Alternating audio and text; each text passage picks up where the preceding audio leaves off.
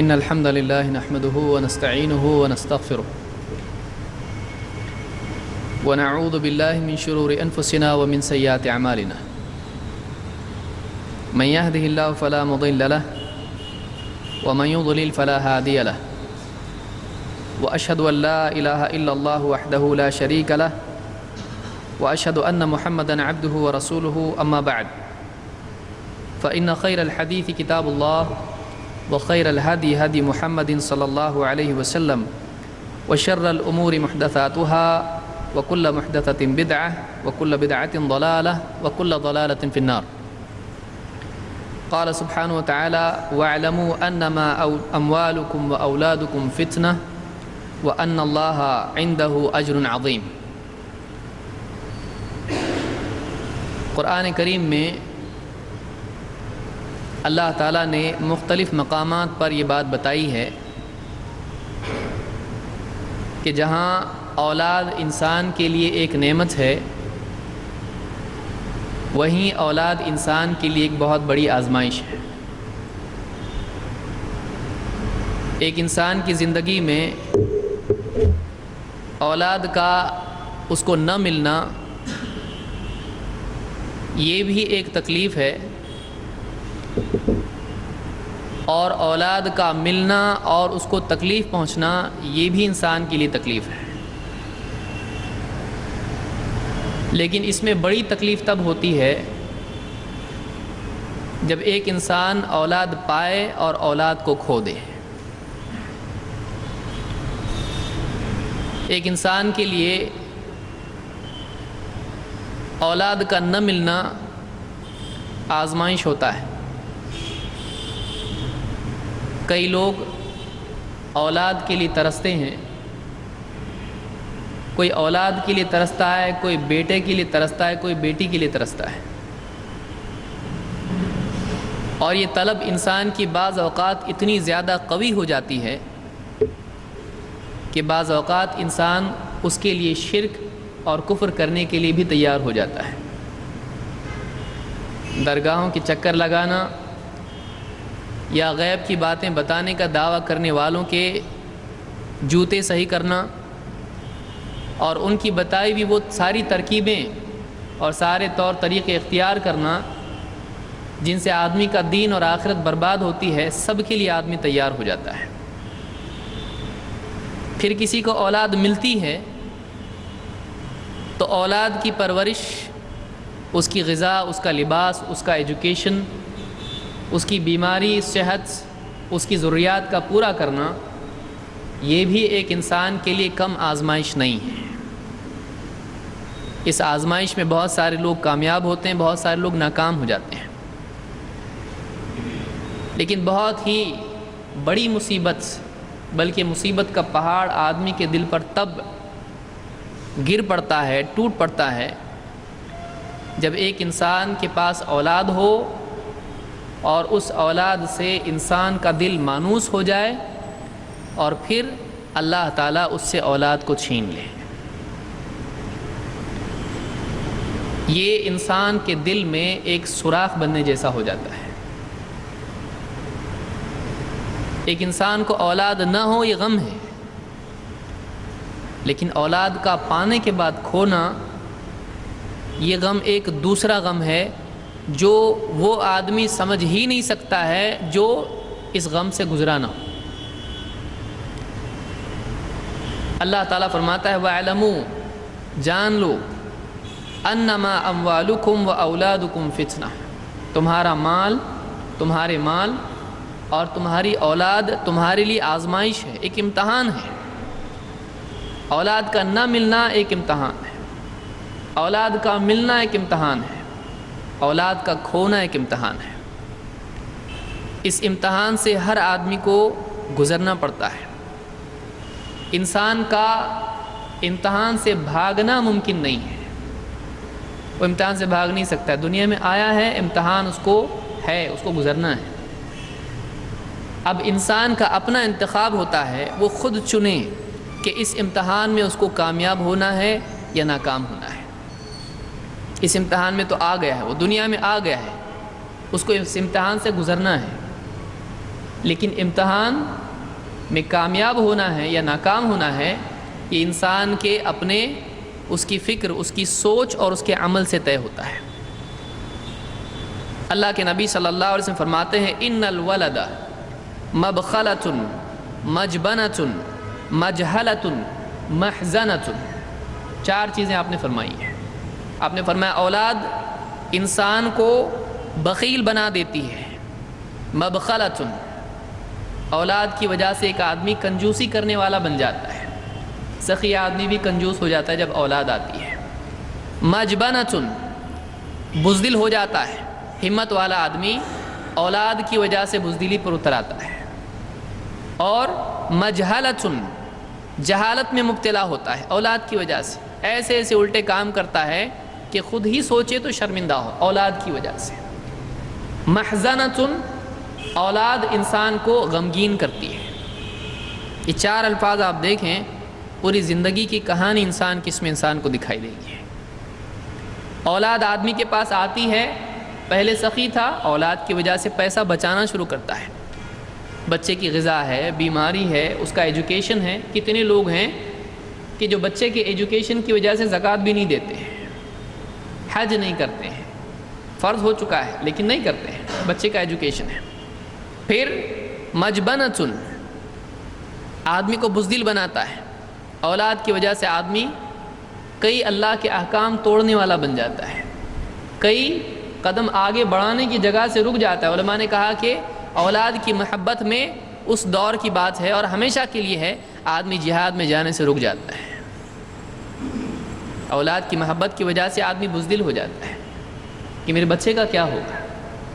کتنے لوگ ہیں جو اولاد کا میرے بعد کیا ہوگا سوچ سوچ کے ان کے دل کمزور ہو جاتے ہیں۔ مجہلۃ، آدمی جہالت پر اتر آتا ہے، ایسے ایسے کام کرتا ہے جس کو جہالت والا عمل قرار دیا جا سکتا ہے۔ سمجھدار انسان اولاد کی فکر میں، اولاد کی وجہ سے، اولاد کی بھلائی کے لیے غلط کام کرتا ہے، جہالت کی حرکتیں کرتا ہے۔ محزنۃ، اولاد انسان کو غمگین کرتی ہے، کب؟ خصوصاً جب اولاد یا تو والدین کی خدمت نہ کرے، یہ بھی ایک صورت ہے، والدین کے ساتھ بدسلوکی کرے، یا پھر اولاد والدین کا ساتھ چھوڑ دے، دنیا سے چلی جائے۔ اور یہ بہت غم کی گھڑی ہوتی ہے انسان کے لیے کہ والدین کو غمگین کر کے اولاد چلی جاتی ہے۔ بچوں کی وفات، بچوں کا دنیا میں کھونا ایک ایسا غم ہے جو زندگی میں شاید ہی کسی کا بھرتا ہو، اور جو جانتا ہے یہ غم، اسی سے پوچھا جا سکتا ہے کہ یہ غم بھرتا ہے کہ نہیں بھرتا ہے، اور اب تک کوئی ملا نہیں جس نے یوں کہا ہو کہ ہاں بھر جاتا ہے غم۔ خصوصاً اولاد کو جب جوان کر کے پال پوس کے آدمی بڑا کرے اور اس سے امیدیں باندھے، اس کو دیکھ کے خوش ہو، اس کے کندھوں پہ ہاتھ رکھنے کا وقت آئے اور اولاد چھن جائے، وہ بڑا دکھ کا وقت ہوتا ہے ایک انسان کے لیے، ماں کے لیے، باپ کے لیے۔ اس کی تلافی نہیں ہو سکتی ہے۔ دھاڑس دینے والے دھاڑس دے سکتے ہیں، سمجھانے والے سمجھاتے ہیں، بہت ساری ہمت دلانے والے، ذہن پھیرنے والے اپنی پوری کوشش کر لیتے ہیں، لیکن یہ ایسا دکھ ہوتا ہے، ایسا درد ہوتا ہے کہ جو وقتی طور پر نم ہو سکتا ہے، لیکن پھر اس کے بعد میں ہر بات پر، ہر خوشی کے وقت میں، ہر غم کے وقت میں فوراً وہ چیز یاد آتی ہے۔ ہم میں سے ہر ایک کبھی نہ کبھی اس غم سے گزرتا ہے۔ کسی کا کوئی بھائی ہے، کسی کا والدین ہے، کسی کی اولاد ہے، کسی کے رشتہ دار ہیں، کسی نہ کسی کو آدمی ہمیشہ کھوتا ہے۔ اور ایسے کئی لوگ ہیں جو اپنی زندگی میں اپنے سامنے اپنے بالغ اور اپنے جوان بچوں کے جنازے کی نماز پڑھتے ہیں۔ ایسے بھی لوگ ہوتے ہیں جو اس غم کے ساتھ جیتے ہیں۔ کیا اللہ تعالیٰ نعوذ باللہ ظالم ہے؟ کیا اللہ کو انسان کا دکھ درد نہیں معلوم؟ اللہ ایسا کیوں کرتا ہے؟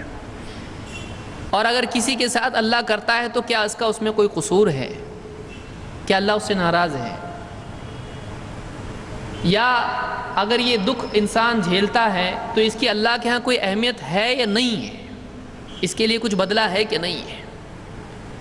اور جس آدمی کے ساتھ یہ واقعہ ہوا ہے اس کو کیا کرنا چاہیے کہ اس کا دکھ تھوڑا کم ہو، ختم نہیں ہو سکتا ہے، اس کو اس دکھ سے لڑنا ہے، اس کو اس حالت میں دین پر جمنا ہے، اس کو ایک ایسی طاقت ملے کہ وہ اللہ کی شریعت کے باہر نہ ہو، کیا کرنا چاہیے؟ ایک بہت اہم موضوع ہے جو ہمارے لیے جاننا ضروری ہے کہ اولاد کی موت اس سلسلے میں انسان کے لیے کیا فضیلت ہے، خصوصاً والدین کے لیے، اور ان کو اس دکھ میں کیسے جینا چاہیے۔ اپنی سوچ کو وہ حالات کو بدل سکتا ہے؟ نہیں۔ آدمی حالات کو بدل سکتا ہے؟ نہیں، لیکن آدمی حالات میں اپنی سوچ کو بدل سکتا ہے تاکہ وہ ان حالات سے صحیح طریقے سے نپٹ سکے۔ وہ اپنے آپ کو بدل سکتا ہے، حالات کو نہیں۔ اور بعض اوقات بلکہ اکثر اوقات جب انسان اپنے آپ کو اللہ کی مرضی کے مطابق بدلتا ہے تو اللہ تعالی حالات کو اس کے مطابق بدلتا ہے۔ اس لیے اولاد کے سلسلے میں آج کے اس درس میں جو حدیث میں نے بیان کی، ان الولد مبخلۃ مجبنۃ، یہ ابن ماجہ کی روایت ہے اور صحیح روایت ہے، اور اسی طرح سے امام حاکم اور طبرانی نے بھی الکبیر میں اس کو روایت کیا ہے۔ تو اس حدیث سے معلوم ہوا کہ اولاد انسان کو بخیل بناتی ہے، بزدل بناتی ہے، کم ہمت بناتی ہے، اور جہالت پر آمادہ کرتی ہے اور غمگین بھی کرتی ہے۔ تو اولاد کا انسان کے جذبات پر بہت بڑا اثر ہوتا ہے، اولاد کا انسان کے کردار پر، اس کی سوچ پر بہت بڑا اثر ہوتا ہے۔ آج کے اس درس میں ہم دیکھیں گے کہ اولاد کی وفات، اولاد کی موت پر کیا انسان کے لیے اجر ہے، اور اس غم سے کیسے آدمی کو نپٹنا چاہیے، اس غم سے کیسے ڈیل کرنا چاہیے۔ اس سے پہلے کہ ہم اصل موضوع کی طرف جائیں، یہ بات یاد رکھیں کہ دنیا میں انسان پر دو قسم کے حالات آتے ہیں، اور ان دو حالات میں انسان کو ثبوت دو قسم کا پیش کرنا ہے۔ اس عمل کی بنیاد پر اللہ کے ہاں اس کا مرتبہ بنتا ہے۔ آئیے دیکھتے ہیں وہ کیا ہے۔ اللہ کے نبی صلی اللہ علیہ وسلم فرماتے ہیں، عجبت للمسلم، یہ مسلم کی بھی روایت ہے لیکن میں دوسری روایت بیان کر رہا ہوں جو الفاظ کے فرق کے ساتھ آئی ہے۔ عجبت للمسلم، مجھ کو مسلمان پر بڑا تعجب ہوتا ہے، ایک مسلمان پر مجھ کو بہت تعجب ہوتا ہے۔ کون کہہ رہا ہے؟ اللہ کے نبی صلی اللہ علیہ وسلم۔ مسلمان پر مجھ کو بڑا تعجب ہوتا ہے، مسلمان پر جو واقعی اسلام پر چل رہا ہے۔ عجبت للمسلم، مجھ کو مسلمان پر بڑا تعجب ہے۔ اذا اصابته مصیبت احتسب وصبر، جب اس پر کوئی مصیبت آتی ہے تو وہ احتساب اور صبر کرتا ہے۔ احتساب اللہ سے اجر کی امید رکھنا، اس کو احتساب کہتے ہیں، اور صبر اپنے آپ کو اللہ کی شکایت اور شریعت سے باہر جانے سے روکے رکھنا، اس کو صبر کہتے ہیں۔ ایک مثبت ہے، ایک منفی پہلو ہے، ایک پازیٹیو ایک نیگیٹو ہے۔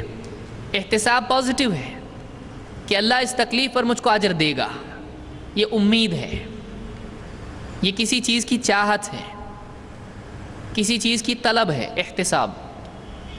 اور احتساب کے ساتھ کیا کرتا ہے؟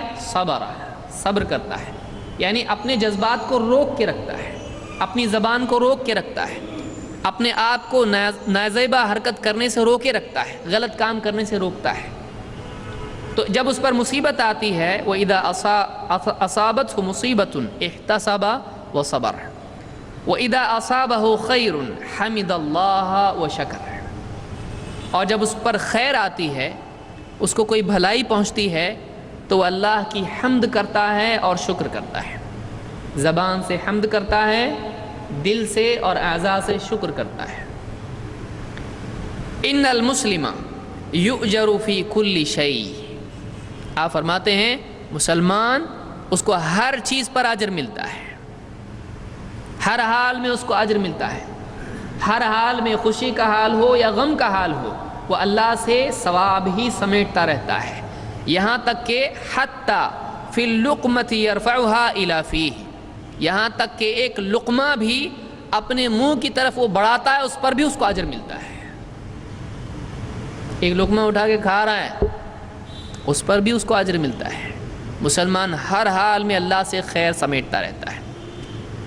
تو معلوم یہ ہوا کہ جب واقعی انسان کی زندگی میں دین آتا ہے، واقعی اس کی سوچ اعلیٰ ہو جاتی ہے، تو حالات ایک کے بعد ایک اچھے برے آ کے نکل جاتے ہیں، لیکن وہ حالات اس کو برباد نہیں کرتے ہیں، وہ حالات اس کو توڑتے نہیں ہیں، بلکہ وہ حالات اس کو اللہ سے اور جوڑتے ہیں، اور ان حالات میں وہ زوال کی طرف نہیں جاتا ہے، بلکہ ان حالات میں وہ اللہ سے اور جڑ کے اور زیادہ ثواب سمیٹتا ہے۔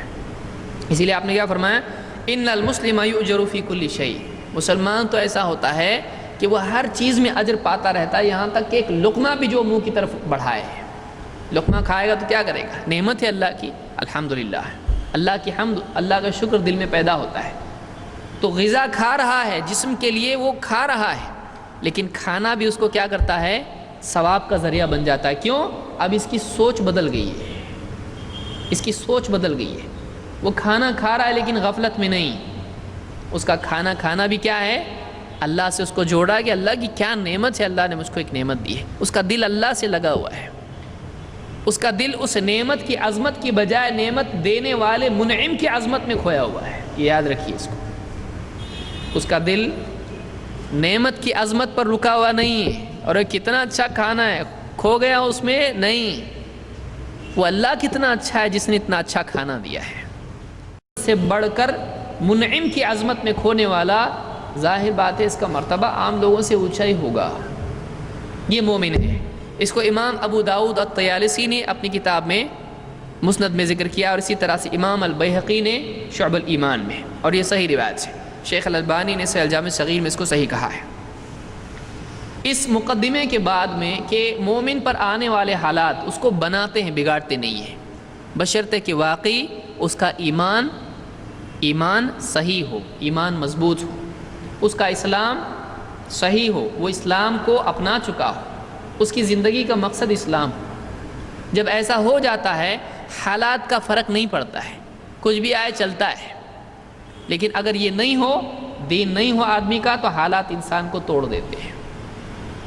آپ نے دیکھا ہوگا کتنے انسان کے ساتھ نقصانات ہوتے ہیں، چاہے مال کا نقصان ہو، چاہے جان کا نقصان ہو، چاہے تجارت میں، چاہے کسی بھی چیز میں، آدمی اللہ کی شکایت کرنے لگتا ہے، بلکہ بعض اوقات کفر کر بیٹھتا ہے، اللہ کا انکار کرنے والا بن جاتا ہے۔ یہ کب ہوتا ہے؟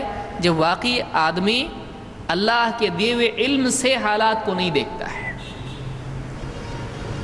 اللہ کے دیے ہوئے علم سے جب آدمی حالات کو دیکھتا ہے تو اس کو آگے تک دیکھنے کی اور سوچنے کی صلاحیت ملتی ہے۔ اس لیے حدیث میں کیا ہے، الصبر ضیاء، صبر روشنی ہے۔ جیسے اندھیرے میں آدمی کے لیے آگے کا دکھتا نہیں ہے کچھ، لیکن اس کے پاس اگر روشنی ہو آگے کا بھی دکھتا ہے اس کو۔ تو صبر انسان کو امید دیتا ہے، ہمت دیتا ہے، حوصلہ دیتا ہے۔ صبر انسان کی پوری دینداری کا خلاصہ ہے، پوری دینداری کا خلاصہ ہے۔ آئیے آگے بڑھتے ہیں۔ بچوں کی وفات پر کیا اللہ کے ہاں کوئی اجر ہے یا نہیں ہے؟ کہ ایک چیز کھویا انسان نے، اور اتنی بڑی دل کا ٹکڑا کھویا اس نے، اور اللہ اجر نہ دے، ایسا ہو ہی نہیں سکتا ہے۔ کیا فضیلت آئی؟ دیکھتے ہیں احادیث میں اس بارے میں کیا آیا ہے۔ جس انسان کے 3 بچے فوت ہو جائیں اس کی کیا فضیلت ہے؟ اللہ کے نبی صلی اللہ علیہ وسلم فرماتے ہیں، ما من الناس مسلم یموت له 3 من الولد لم يبلغ الحنث۔ ہر مسلمان، وہ مسلمان جس کے 3 بچے بالغ ہونے سے پہلے فوت ہو جائیں، بالغ ہونے سے پہلے ان کی موت ہو جائے، الا ادخلہ اللہ الجنۃ بفضل رحمتہ ایاہ، تو اللہ کے نزدیک یہ بات طے ہے کہ اللہ تعالیٰ ان بچوں پر رحم کرنے کی وجہ سے، ان بچوں کی رحمت کی وجہ سے اللہ تعالیٰ اس کو جنت میں داخل کر دے گا۔ جس انسان کے 3 بچے بالغ ہونے سے پہلے ان کی موت ہو جائے، اللہ کی طرف سے اس کے لیے پکا وعدہ ہے کہ اللہ تعالیٰ اپنی رحمت کی بنیاد پر اس آدمی کو یا اس عورت کو، ماں باپ کو جنت میں داخل کرے گا۔ یہاں پر مسلم کا لفظ آیا ہے، یہ بخاری کی روایت ہے کتاب الجنائز میں۔ اسی طرح سے ایک حدیث میں ہے کہ ما من مسلم یموت له 3 من الولد، ما لم یبلغوا الحنث، جو بھی مسلمان اس کے 3 بچے فوت ہو جائیں، اس کے 3 بچوں کی موت ہو جائے، لم یبلغوا الحنث، جو بالغ نہ ہوئے ہوں، الا تلقوه من ابواب الجنۃ الثمانیہ من ایھا شاء دخل، وہ بچے اس کو جنت کے 8 دروازوں پر ملیں گے، اب وہ جس دروازے سے چاہے داخل ہو۔ جنت کے کتنے دروازے ہیں؟ 8۔ وہ بچے اس کو دروازوں پر استقبال کے لیے ملیں گے، آؤ، اور اس کو اختیار دیا جائے گا اس آدمی کو کہ جنت کے جس دروازے سے چاہے وہ داخل ہو، اور وہ بچے جن کے کھونے کا غم لے کے وہ جیا ہے، وہ بچے اس کو جنت میں خوشی خوشی ویلکم کرنے کے لیے، آؤ جنت میں چلو۔ 8 دروازے، کہاں سے جانا ہے آپ کو؟ ابو ہے، امی ہے، کہاں سے جانا ہے؟ یہاں سے جانا ہے، چلو یہاں سے چلو، ہمارے ساتھ چلو، وہ ساتھ میں لے کے اس کو جنت میں جائیں گے، چاہے جس دروازے سے اس کو جانا ہو۔ اس حدیث کو امام احمد نے اپنی کتاب المسند میں روایت کیا ہے، اور یہ حسن درجے کی روایت ہے۔ کوئی آدمی سوچ سکتا ہے یہاں پر تو مسلم کا لفظ ہے، تو ماں یا باپ کس کے لیے ہے؟ حدیث میں دونوں کا لفظ بھی آیا ہے۔ اللہ کے نبی صلی اللہ علیہ وسلم فرماتے ہیں ما من مسلمین، وہ 2 مسلمان یعنی ماں اور باپ، یموت لہما ثلاثۃ اولاد لم یبلغ الحنث، ہر وہ دو مسلمان جن کے بچے 3 بچے بالغ ہونے سے پہلے موت ان کو آ جائے، مر جائیں، وفات ہو جائے، تو کیا ہوگا؟ الا ادخلہم اللہ بفضل رحمتہ ایاہم الجنہ، اللہ تعالیٰ ان بچوں پر رحم کی وجہ سے، اللہ کو بڑا رحم آتا ہے ایسے بچوں پر، ان بچوں پر رحم کی وجہ سے اللہ تعالیٰ ان دونوں کو، ماں باپ کو جنت میں داخل کرے گا۔ لیکن کیسے داخل کرے گا؟ آپ فرماتے ہیں یقال لہم ادخلوا الجنہ، ان 3 بچوں سے کہا جائے گا جاؤ جنت میں۔ قیامت کے دن وہ 3 بچے ہیں، بیچارے کچھ گناہ تو کیے نہیں، بالغ ہونے سے پہلے ان کی موت ہو گئی ہے، ابھی تک تو گناہوں کا کتاب، گناہوں کا قلم شروع نہیں ہوا تھا، تو گناہ تو ہے ہی نہیں ان کے اوپر۔ ان 3 بچوں سے کہا جائے گا جاؤ جنت میں جاؤ۔ فیقولون، وہ بولیں گے نہیں، حتی یدخل ابوانا، وہ کہیں گے نہیں، جب تک کہ ہمارے ماں باپ نہیں جاتے ہم نہیں جانے کے، ہمارے ماں باپ جب تک کہ جنت میں نہیں جائیں گے ہم نہیں جائیں گے۔ فیقال ادخلوا الجنۃ انتم وابواکم، ان سے کہا گیا ٹھیک ہے تم بھی جاؤ اور تمہارے ماں باپ، تم سب جنت میں چلے جاؤ۔ تو وہ بچے قیامت کے دن جب ان سے کہا جائے گا جاؤ جنت میں، وہ کہیں ہم نہیں جاتے جنت میں، ہمارے ماں باپ کو جنت میں ڈالتے رہیں گے تو ہم جاتے ہیں، جب تک کہ ہمارے ماں باپ کو جنت میں نہیں ڈالتے ہیں ہم جنت میں نہیں جائیں گے۔ تو اللہ کے ہاں وہ بچے سفارش کریں گے اور ضد کریں گے اپنے ماں باپ کے لیے۔ وہ آدمی سوچے جس کے بچے فوت ہو چکے ہیں، یہ اس کے لیے بہت بڑا ذخیرہ آخرت کے لیے ہے۔ تو بچے سفارش کر کے، چھوٹے بچے بھی سفارش کریں گے قیامت کے دن والدین کے لیے جنت میں داخل کرانے کے لیے۔ اس حدیث کو امام احمد اور امام النسائی نے روایت کیا، اور یہ صحیح روایت ہے۔ یہاں کسی کو شک آئے گا، وہ سوچے گا 3 بچے ہیں، تو ہمارے تو 3 بچے فوت نہیں ہوئے ہیں، اس سے کم کے لیے بھی ہے کیا؟ اس سے کم کے لیے بھی ہے، جس کے 2 بچے فوت ہوئے اس کے لیے کیا ہے؟ ابو سعید رضی اللہ تعالیٰ فرماتے ہیں جاءت امرأۃ الی رسول اللہ صلی اللہ علیہ وسلم، ایک عورت اللہ کے رسول صلی اللہ علیہ وسلم کے پاس آئی، فقالت یا رسول اللہ ذهب الرجال بحدیثک، اللہ کے رسول مرد لوگ آپ کی مجلسیں لے گئے، آپ کی حدیثیں سارے مرد ہی لے جاتے ہیں، آپ کی باتیں مرد ہی سنتے ہیں، آپ انہی کے ساتھ بیٹھے رہتے ہو، ہمارا کیا؟ سارے مرد آپ کی حدیثیں سن لیتے ہیں، ہم لوگوں کے لیے کیا انتظام ہے؟ فاجعل لنا من نفسک یوما نأتیک فیہ، اے اللہ کے رسول ایک دن آپ اپنا طے کیجئے کہ نأتیک فیہ، ہم آپ کے پاس آئیں، آپ کی خدمت میں ہم لوگ بھی آئیں، عورتیں بھی آئیں، ہم کو بھی آپ کی بات سننا ہے، ہم کو بھی حدیث سننا ہے۔ تعلمنا مما علمک اللہ، تاکہ آپ، اللہ نے جو آپ کو سکھایا ہے، اللہ نے جو علم آپ کو دیا ہے، آپ اس میں سے ہم کو بھی سکھائیں۔ ایک دن ہمارے لیے آپ اسپیشل طے کیجئے۔ اس میں دلیل ہے عورتوں کے لیے مستقل ایک دن تعلیم کا ہونا چاہیے۔ اور دیکھیے عورتیں کتنی دیندار تھی اس زمانے کی، خود ڈیمانڈ کر رہی ہیں ہم کو چاہیے، دین سیکھنا ہے۔ آج کے دور کی عورتیں آپ دیکھیں، ان کو غیبت اور فلموں سے اور کتنی خرافات سے فرصت نہیں ہے۔ اللہ تعالیٰ ہدایت عطا فرمائے۔ تو انہوں نے کہا کہ ہم کو ایک دن طے کیجئے، ہم کو آپ دین سکھائیے۔ قال اجتمعنا فی یوم کذا وکذا فی مکان کذا وکذا، آپ نے کہا ٹھیک ہے، فلاں دن فلاں جگہ تم لوگ جمع ہو جاؤ، فلاں دن فلاں جگہ تم جمع ہو جاؤ۔ صحابی نے بیان نہیں کیا کون سا دن یا کون سی جگہ، جس سے معلوم ہوتا ہے کہ اہمیت نہیں ہے کہ کون سا دن ہو یا کون سی جگہ ہو، بس مقصود کیا ہے؟ جمع ہو۔ تو کسی بھی دن ہفتے کے طے کر سکتے ہیں، کسی بھی جگہ طے کر سکتے ہیں، بشرطے کہ حجاب پردے کا معاملہ وہاں پر ہو۔ اجتمعنا فی یوم کذا وکذا فی مکان کذا وکذا فاجتمعنا، تو وہ عورتیں جمع ہوئیں۔ فأتاہن رسول اللہ صلی اللہ علیہ وسلم فعلمہن مما علمہ اللہ، جب وہ عورتیں ایک جگہ جمع ہوئیں تو اللہ کے نبی صلی اللہ علیہ وسلم اس دن تشریف لے گئے اور آپ نے ان کو وہ سکھایا جو اللہ نے آپ کو سکھایا تھا۔ اللہ کے دیے ہوئے علم میں سے آپ نے ان کو علم دیا۔ ثم قال، پھر آپ نے کہا، ما منکن امرأۃ تقدم بین یدیہا من ولدہا ثلاثۃ الا کان لہا حجابا من النار، آپ نے کہا تم عورتوں میں سے کسی عورت نے اگر اپنے آگے 3 بچے بھیجے ہوں، یعنی اس کے 3 بچے فوت ہوئے ہوں، تو وہ بچے اس کے لیے، اس عورت کے لیے جہنم سے حجاب بنیں گے، جہنم سے بچاؤ ہے، جہنم سے بچنے کا ذریعہ وہ 3 بچے ہیں اس سے۔ ابھی بھی 3 آ رہا ہے۔ فقالت امرأۃ منہن، بڑی سمجھدار عورتیں تھیں وہ، اور دیکھیے عورتیں، اور اس عورت نے خود آپ صلی اللہ علیہ وسلم سے پوچھا اسی مجلس میں۔ فقالت امرأۃ منہن، اس مجلس میں ایک عورت نے آپ سے پوچھا، یا رسول اللہ او اثنین، اگر 2 ہوں تو، یعنی 3 کا تو سمجھ میں آ رہا ہے، 2 ہو تو؟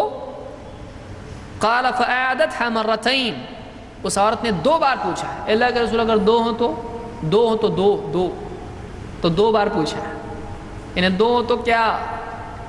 ثم قال، آپ نے جواب میں کہا، واثنین واثنین واثنین، تو اس نے 2 بار پوچھا تھا، 2 تو آپ نے کہا 2 بھی، یعنی آپ نے 3 بار جواب دیا۔ اس نے 2 بار سٹریس کے لیے، اہمیت کے لیے پوچھا، 2 آپ نے کہا 2 ہاں 2 بھی، یعنی اگر 2 بچے فوت ہوئے ہوں تو بھی وہ اس کے لیے جہنم سے آڑ بنیں گے۔ 3 کے لیے نہیں، 2 کے لیے بھی ہے۔ اس حدیث کو امام البخاری اور مسلم نے روایت کیا ہے۔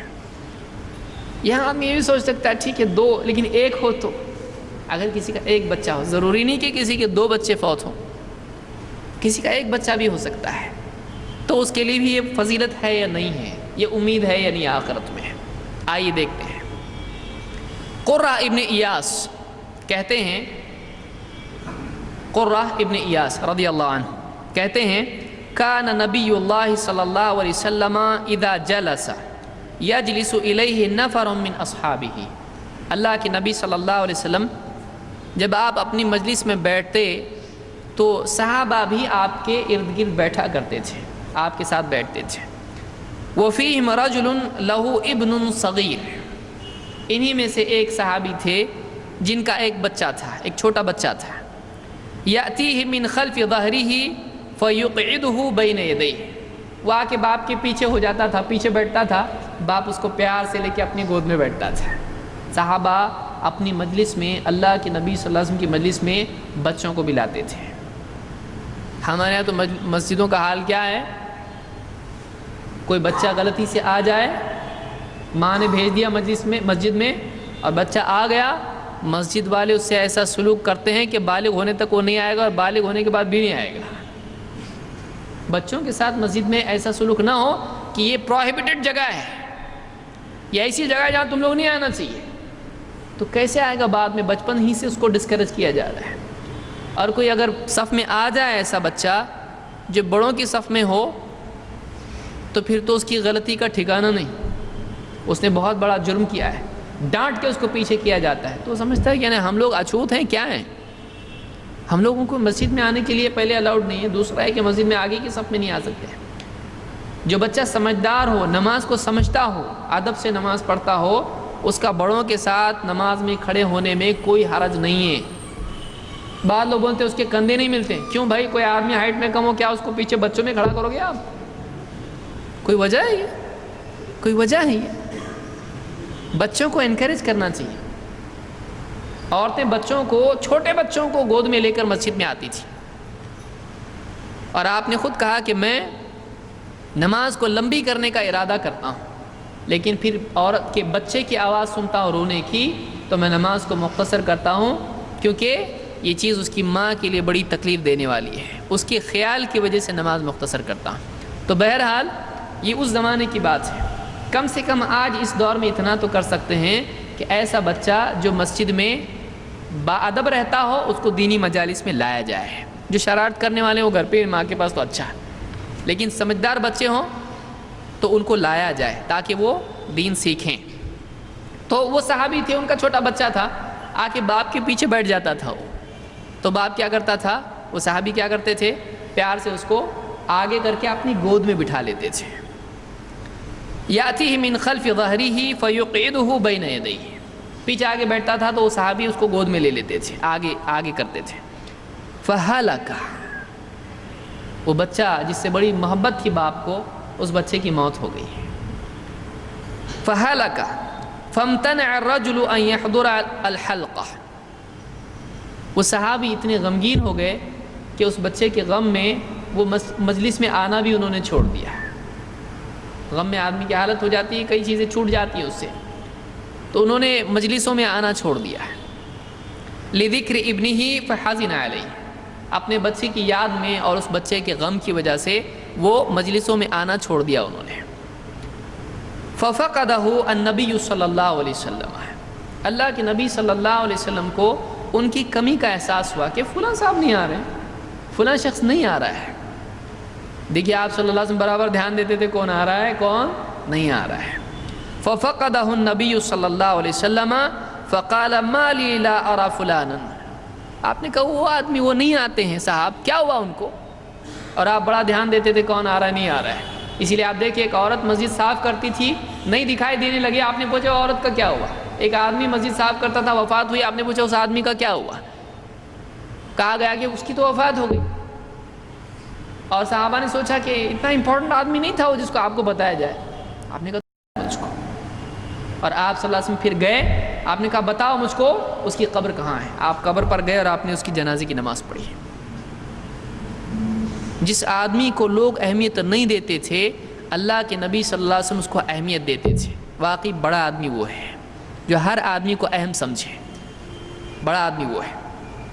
تو آپ نے کہا ما لی لا ارى فلانا، فلاں صاحب دکھائی نہیں دیتے، کیا ہوا؟ قالوا یا رسول اللہ بنیہ الذی رأیتہ ہلک، وہ جو بچہ تھا نا ان کا، وہ آپ دیکھتے تھے نا بچے کو، ہاں ان کی وہ بچہ، اس کی وفات ہو گئی، وہ بچہ فوت ہو گیا. فلقیہ النبی صلی اللہ علیہ وسلم، آپ اس سے ملے، ان صحابی سے ملے. فسألہ عن بنیہ، آپ نے پوچھا تمہارے بچے کا کیا ہوا، بچہ تم لاتے تھے مجلس میں، کیا ہوا اس کا؟ فأخبرہ انہ ہلک، انہوں نے کہا میرے بچے کی وفات ہو گئی، میرے بچے کی موت ہو گئی ہے. فعزہ علیہ، آپ نے ان کو تسلی دی، ڈھارس دی، ہمت افزائی کی، حوصلہ افزائی کی، تھوڑا سا آپ نے ان کو تھوڑا ان کی یعنی غم پرسی کی. فعزہ علیہ، آپ نے ان کو تھوڑا سا تسلی دی. ثم قال یا فلان، پھر آپ نے کہا اے فلان، ایما کان احب الیک، بتاؤ تو دو باتوں میں سے تم کو کیا زیادہ پسند ہے؟ ان تمتع به عمرک، ان تمتع به عمرک، کہ وہ زندگی بھر تمہارے ساتھ رہتا، تم کو اس سے فائدہ ہوتا، یہ پسند ہے؟ یا او لا تأتی غدا الى باب من ابواب الجنة الا وجدته قد سبقك الیہ، یفتحہ لک، دو میں سے کیا پسند ہے زیادہ بتاؤ؟ ایک تمہارے ساتھ جیتا اور جو بھی فائدہ اس سے تھا تم کو مل جاتا دنیا میں، یا مرنے کے بعد قیامت کے دن جب تم آخرت میں جاؤ گے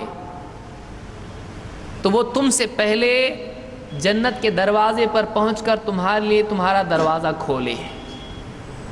دونوں میں سے کیا چاہیے؟ دیکھیے تسلی دینے کا یہ انداز ہے۔ قال یا نبی اللہ بل یسبقنی الی باب الجنہ، اے اللہ کے نبی مجھ کو تو زیادہ یہ پسند ہے کہ مجھ سے پہلے وہ جنت کے دروازے پر پہنچ کر میرے لیے جنت کا دروازہ کھولے، زیادہ تو یہ پسند، کیونکہ وہ بھی جنت میں جا رہا میں بھی جا رہا، کتنا اچھا ہے۔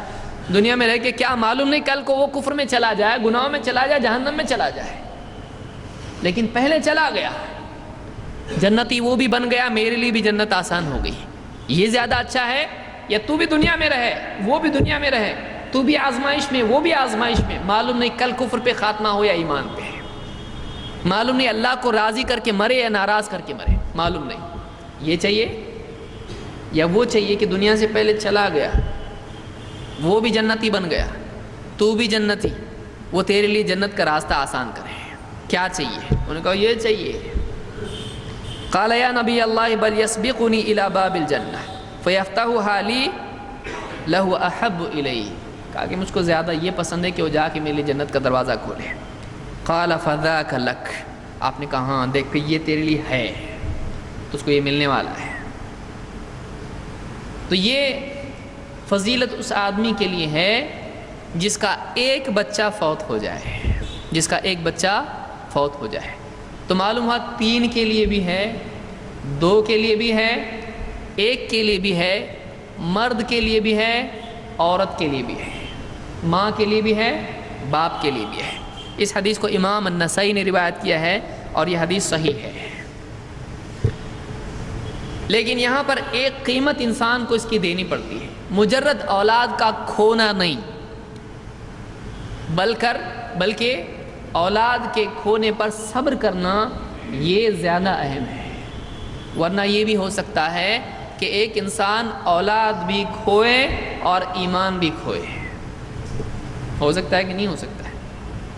اولاد کھو دی، پھر اس کے بعد زبان سے اللہ کو برا بھلا کہنا شروع کر دیا، تو اولاد کو بھی کھویا اور اللہ کو بھی کھویا، دنیا کو بھی کھویا اور آخرت کو بھی کھویا، ایسا بھی ہو سکتا ہے۔ اس لیے یہ ساری فضیلتیں کس کے لیے ہیں؟ جو اولاد کو کھوئے لیکن ایمان کو نہیں کھوئے، جو صبر کو نہ کھوئے، جو اللہ کو نہ کھوئے، جو اجر کو نہ کھوئے، یہ اس کے لیے ہے۔ آئیے دیکھتے ہیں اولاد کے غم پر صبر کرنے کی کیا فضیلت ہے۔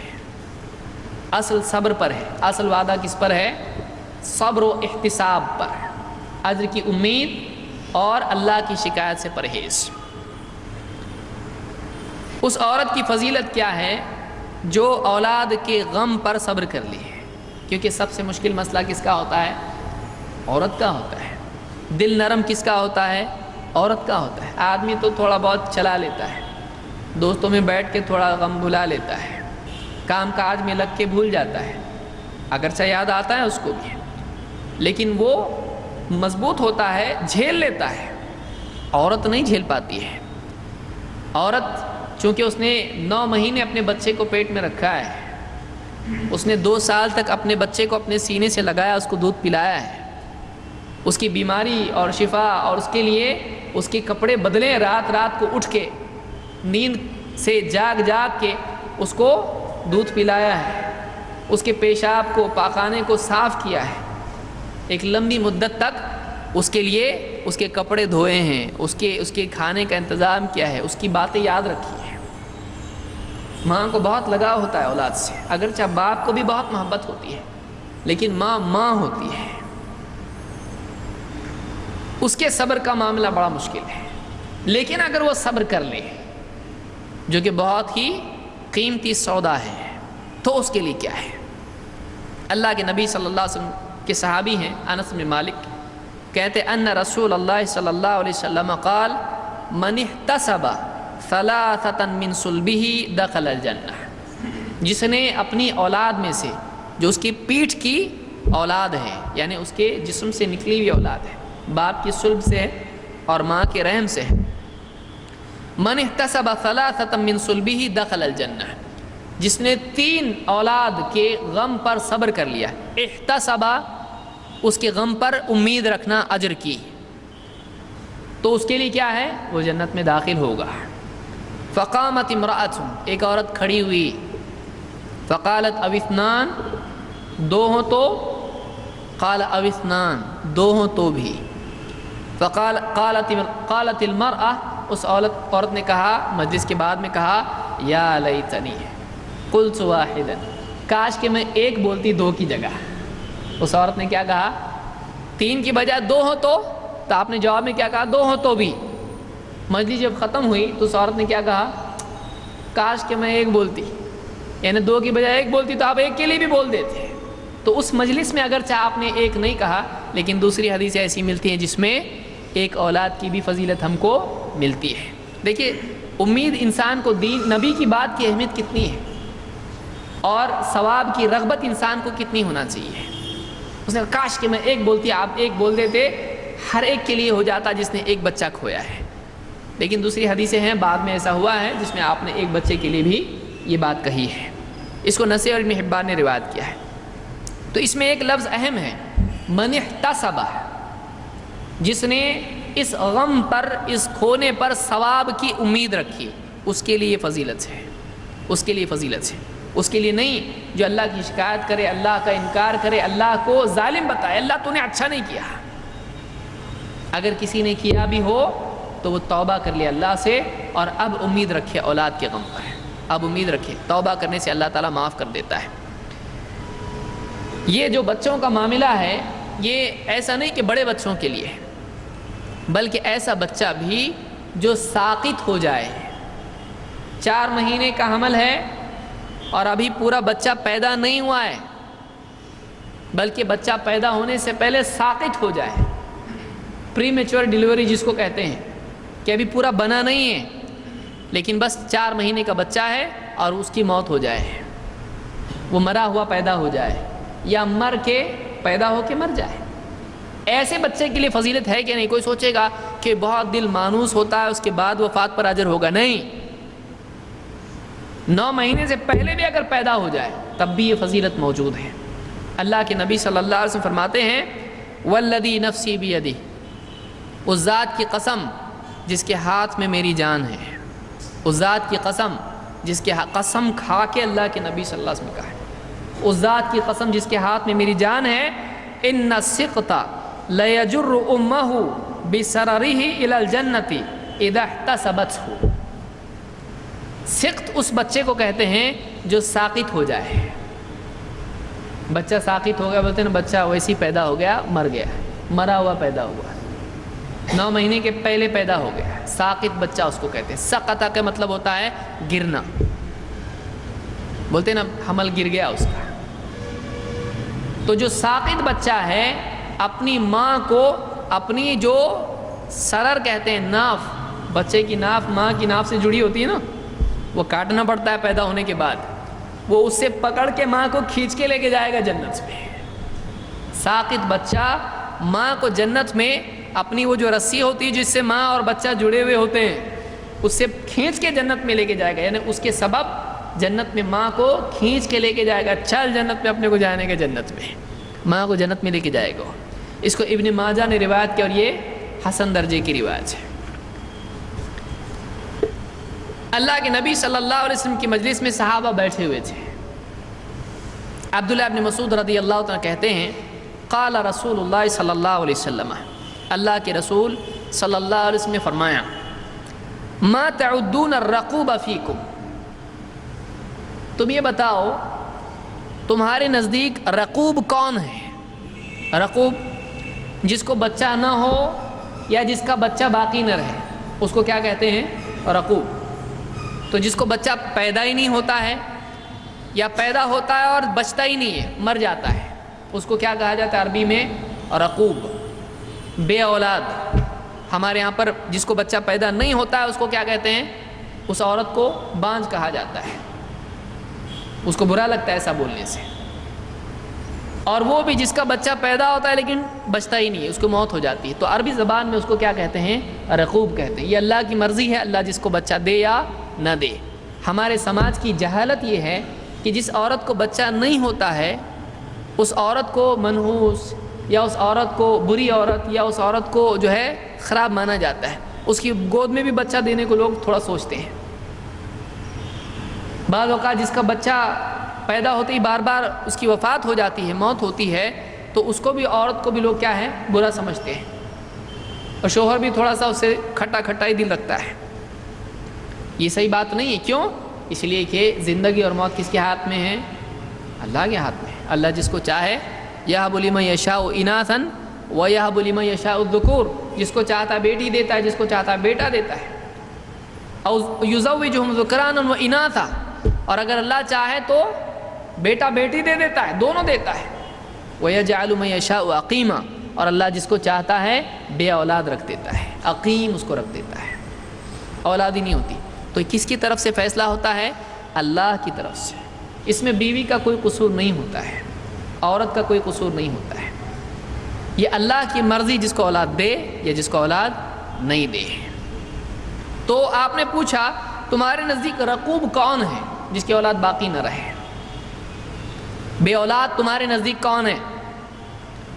قلنا الذی لا یولد لہ، کہتے ہیں ہم نے کہا جس کی اولاد پیدا نہ ہو، جس کی اولاد نہ ہو وہ رقوب ہے۔ قال لیس ذاک بالرقوب، آپ نے کہا بے اولاد وہ نہیں ہے جس کی اولاد باقی نہ رہے۔ آپ نے فرمایا ولکنہ الرجل الذی لم یقدم من ولدہ شیئا، بلکہ آپ نے کہا کہ رقوب وہ شخص ہے جس نے اپنے آگے اولاد نہیں بھیجی ہو۔ بے اولاد وہ ہے جس سے اس کے پہلے اس کی اولاد مری نہ ہو، وہ بے اولاد ہے۔ واقعی اولاد والا وہ ہے جس کے پہلے کیا ہو؟ اولاد گئی ہو جو آخرت میں اس کے کام آنے والی ہے۔ تو یہ امید کے لیے، دھاڑس کے لیے اور فضیلت کے طور پر آپ صلی اللہ علیہ وسلم نے کہا، اس کو امام مسلم نے روایت کیا ہے۔ تو وہ آدمی بے اولاد ہے جس کے پہلے اولاد نہیں گئی۔ واقعی آدمی اولاد والا وہ ہے جس کے پہلے اولاد جائے، اس کے لیے جنت کی راہ ہموار کرے، جنت کا دروازہ کھلا ہے۔ اولاد کی موت پر صبر کرنا کتنی اہم چیز ہے، یہ آپ اس سے بھی سمجھ سکتے ہیں کہ لا الہ الا اللہ کی جو فضیلت ہے اس کے ساتھ اولاد کے غم پر صبر کرنے کی فضیلت ہے۔ لا الہ الا اللہ کا کیا لیول ہے؟ اس کے بغیر مسلمان نہیں، اس کے بغیر جنت نہیں، سارے نبیوں کی دعوت، اس کی فضیلت کے ساتھ یہ عمل کی فضیلت جوڑی اللہ کے نبی صلی اللہ علیہ وسلم نے کہ اولاد کی وفات پر صبر کرنا، اجر کی امید رکھنا۔ آئیے دیکھیے، آپ صلی اللہ علیہ وسلم فرماتے ہیں خمس بخن بخن، 5 واہ واہ واہ واہ۔ بخن عربی زبان ہے، ہمارے کہتے واہ، آدمی جو کہتا ہے نا واہ واہ کیا چیز ہے، زبردست، بہت اچھا، تو بخن عربی زبان میں کہا بخن بخن، کیا بڑھیا ہے، کیا عمدہ چیز ہے، کتنا اچھا ہے، اوہ واہ۔ خمس بخن بخن، 5 چیزیں ہیں، کیا عمدہ چیزیں ہیں، کیا ہیں وہ؟ سبحان اللہ والحمد للہ ولا الہ الا اللہ واللہ اکبر۔ کتنے ہوئے؟ 5 ہوئے کہ نہیں ہوئے؟ 4 ہوئے، ابھی 5واں آ رہا ہے۔ والولد الصالح یموت للرجل فیحتسبہ۔ آپ نے کہا 5 چیزیں، کیا چیز ہیں 5؟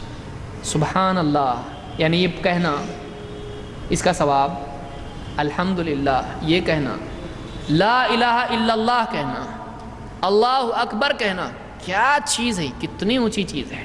اور وہ اولاد جو آدمی کی مر جائے، اس کی وفات ہو جائے، پھر اس پر وہ صبر کرے۔ یہاں پر چھوٹا ہو، بڑا ہو، بالغ ہو، نہیں ہو، کچھ نہیں ہے، جس عمر میں بھی جس کی وفات ہوئی ہو اولاد کی۔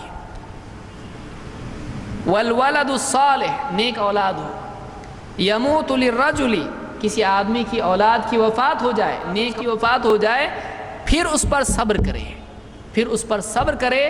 اس چیز کا کیا کہنا ہے، کیا عمدہ چیز ہے، کیسی زبردست نیکی ہے یہ نیکی اتنی اونچی نیکی ہے کہ اس کو لا الہ الا اللہ کہنے کی نیکی کے ساتھ رکھا اللہ کے نبی صلی اللہ علیہ وسلم نے۔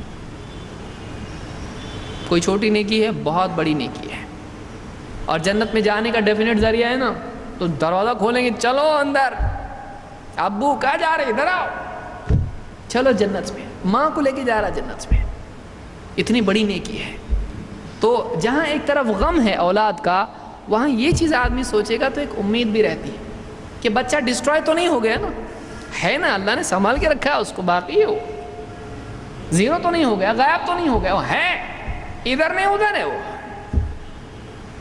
ادھر نہیں ہے، وہ کدھر ہے، ادھر ہے۔ تو یہاں پر یہ ایک اتنی بڑی نیکی، اس حدیث کو امام البزار نے، نسائی، ابن حبان، حاکم اور احمد نے روایت کیا، اور یہ صحیح روایت ہے۔ بلکہ ایک حدیث میں آپ نے یہ فرمایا، حدیث قدسی، خود اللہ کا کہنا اس بارے میں کیا ہے، دیکھیں تو اللہ کیا کہتا ہے اس بارے میں، اللہ کا بھی کچھ کہنا ہے کیا اس بارے میں۔ اللہ کے نبی صلی اللہ علیہ وسلم فرماتے ہیں، یقول اللہ تعالی، خود اللہ تعالی فرماتا ہے، ما لعبد المؤمن عندي جزاء اذا قبضت صفیہ من اہل الدنیا ثم احتسبه الا الجنہ۔ یہ بخاری کی روایت ہے۔ اللہ تعالیٰ فرماتا ہے، میرے مومن بندے کے لیے جب میں اس کے محبوب کو اس سے چھین لوں، صفی ایک دم کلوز، نزدیک والا، جس سے اس کا بڑا لگاؤ، بڑی محبت اس کو تھی، اب کوئی بھی ہو سکتا ہے، وہ اولاد بھی ہو سکتی ہے، ماں باپ، رشتہ دار، دوست بھی ہو سکتا ہے، صفی اس کا چنا ہوا، اس کا کلوز، ایک دم اس کا نزدیکی کوئی ہو ایسا جس سے بڑی محبت ہے، اس کو بڑی محبت تھی اس کو۔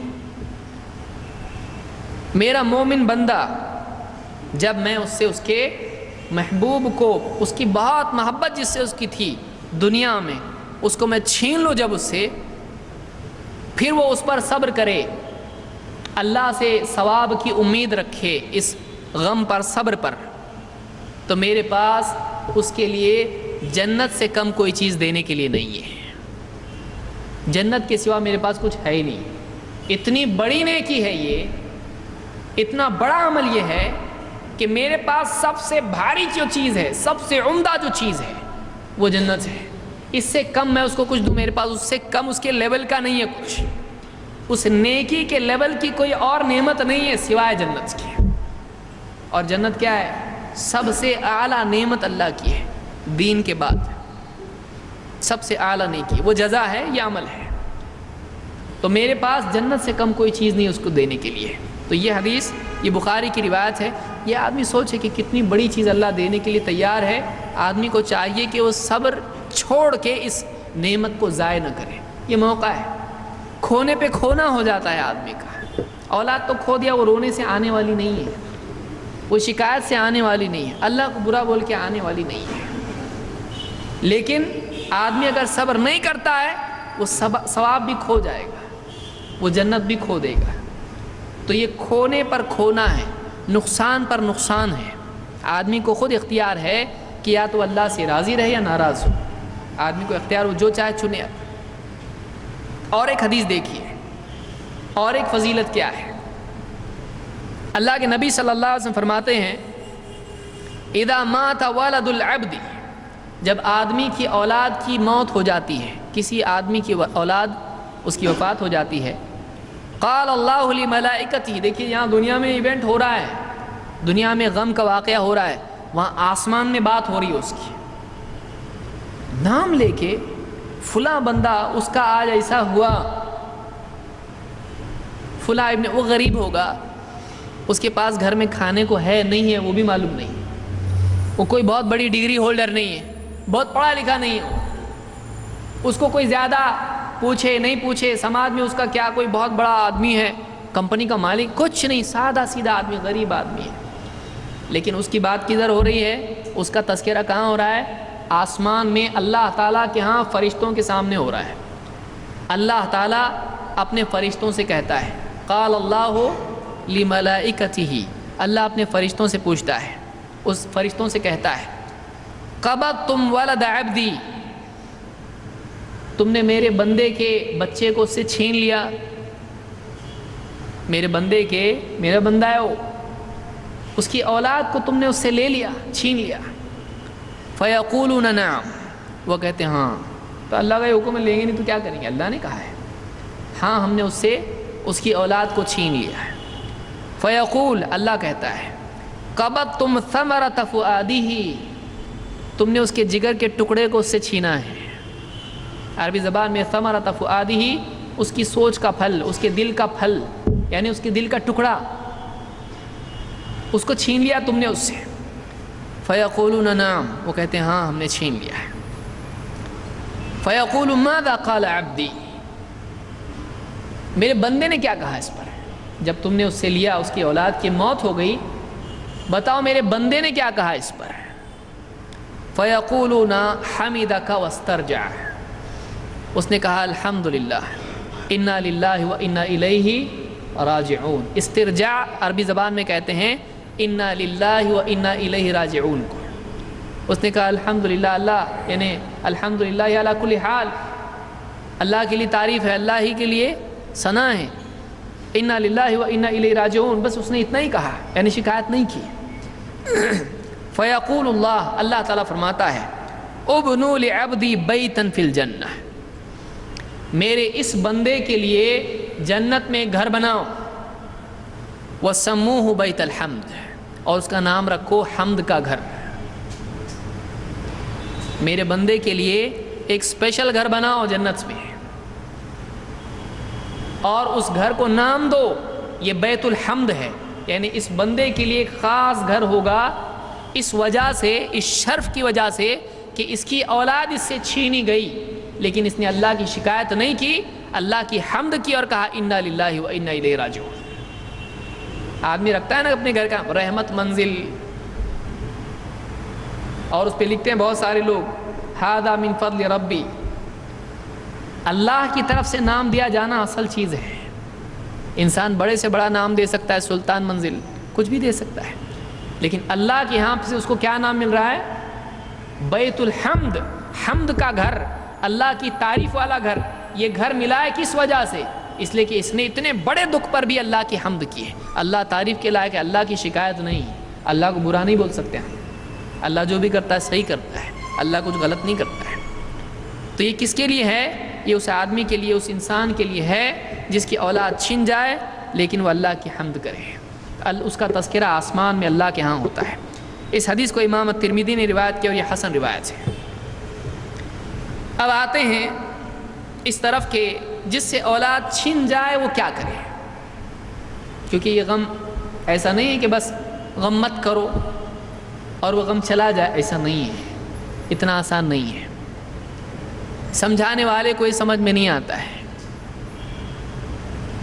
یہ غم اسی کو سمجھ میں آتا ہے جو واقعی اس سے گزرا ہے، لیکن اس نے بھی کیسے اس سے ڈیل کرنا ہے، وہ کیا کرے۔ جس کے ہاں ایسا سانحہ، ایسی واردات، ایسا واقعہ ہو جائے، ایسی مصیبت جس گھر پر آئے، وہ کیا کریں؟ تو آئیے دیکھتے ہیں قرآن و سنت کی روح سے ہم کو کیا کرنا چاہیے۔ نمبر 1، پہلے مرحلے میں صبر کریں، اس ابتدائی مرحلے میں صبر کریں جب یہ دکھ ملتا ہے، ورنہ بعد میں تو ہر آدمی صبر کر ہی لیتا ہے، لیکن پہل یہ واقعہ جب ہوتا ہے، جس گھر میں بھی یہ ہوتا ہے، کسی کی وفات کا غم ہوتا ہے، تو اس وقت میں وہ ساری حدیں شریعت کی لوگ توڑ دیتے ہیں جو نہیں توڑنا چاہیے۔ دھیرے دھیرے غم ہلکا ہونا شروع ہوتا ہے، لیکن پہلے جب غم کا جوش ہوتا ہے اس وقت کنٹرول کرنا یہ اصل امتحان انسان کا ہوتا ہے، یاد رکھیں اس کو۔ جب واقعی دکھ ہوتا ہے اور جب شروع میں تکلیف ہوتی ہے اس وقت صبر کرنا اصل امتحان ہے، بعد میں تو دھیرے دھیرے غم کم ہوتا چلا جاتا ہے اور آدمی اپنے کام کاروبار میں لگ جاتا ہے۔ پہل آدمی اپنے کو کنٹرول کرے۔ اللہ کے نبی صلی اللہ علیہ وسلم کے صحابی انس بن مالک رضی اللہ عنہ فرماتے ہیں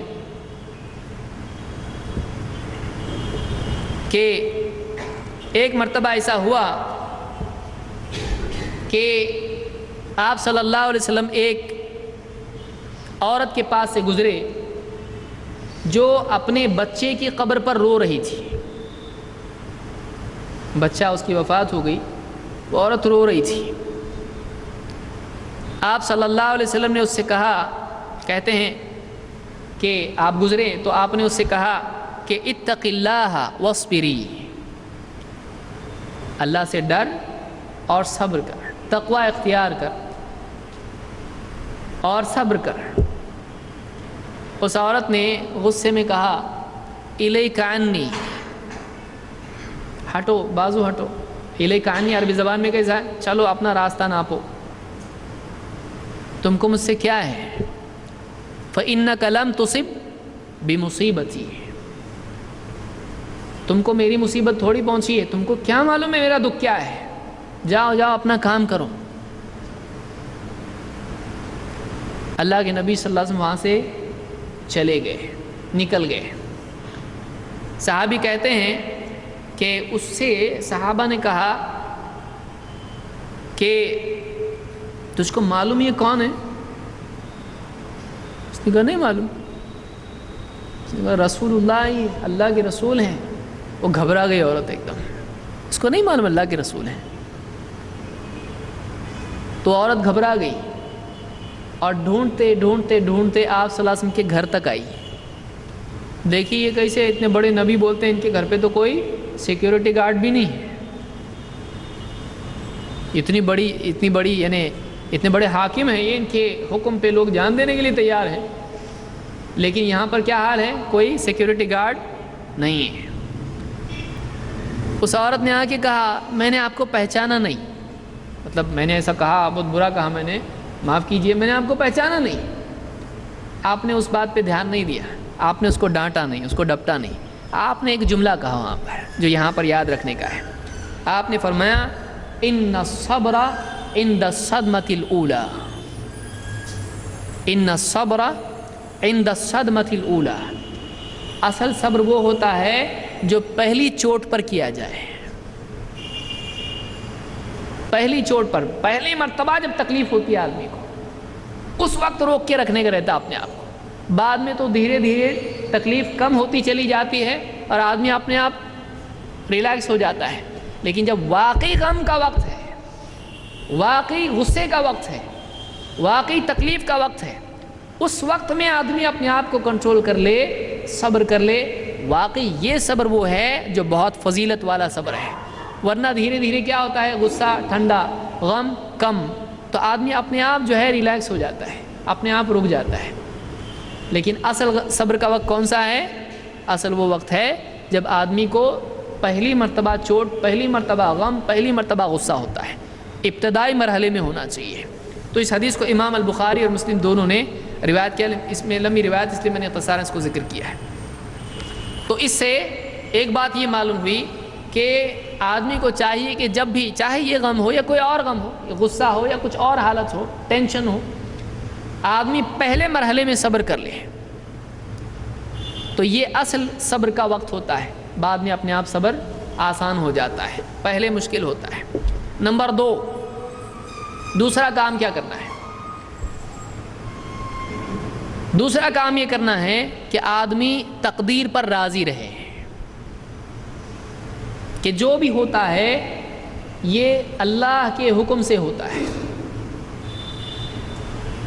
بعض لوگ مثال کے طور پر اس سلسلے میں کسی کی موت ہو گئی اولاد کی مثلا،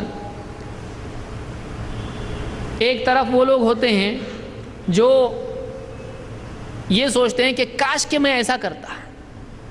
مثال کے طور پر کسی کا ایکسیڈنٹ ہو گیا یا کسی کا دواخانے میں اس کو فلاں وقت پر دوائی پہنچی نہیں، ملی نہیں، یا کسی کو کوئی بیمار ہوا، زیادہ دھیان نہیں دیے، بخار بہت بڑھ گیا اور وفات ہو گئی۔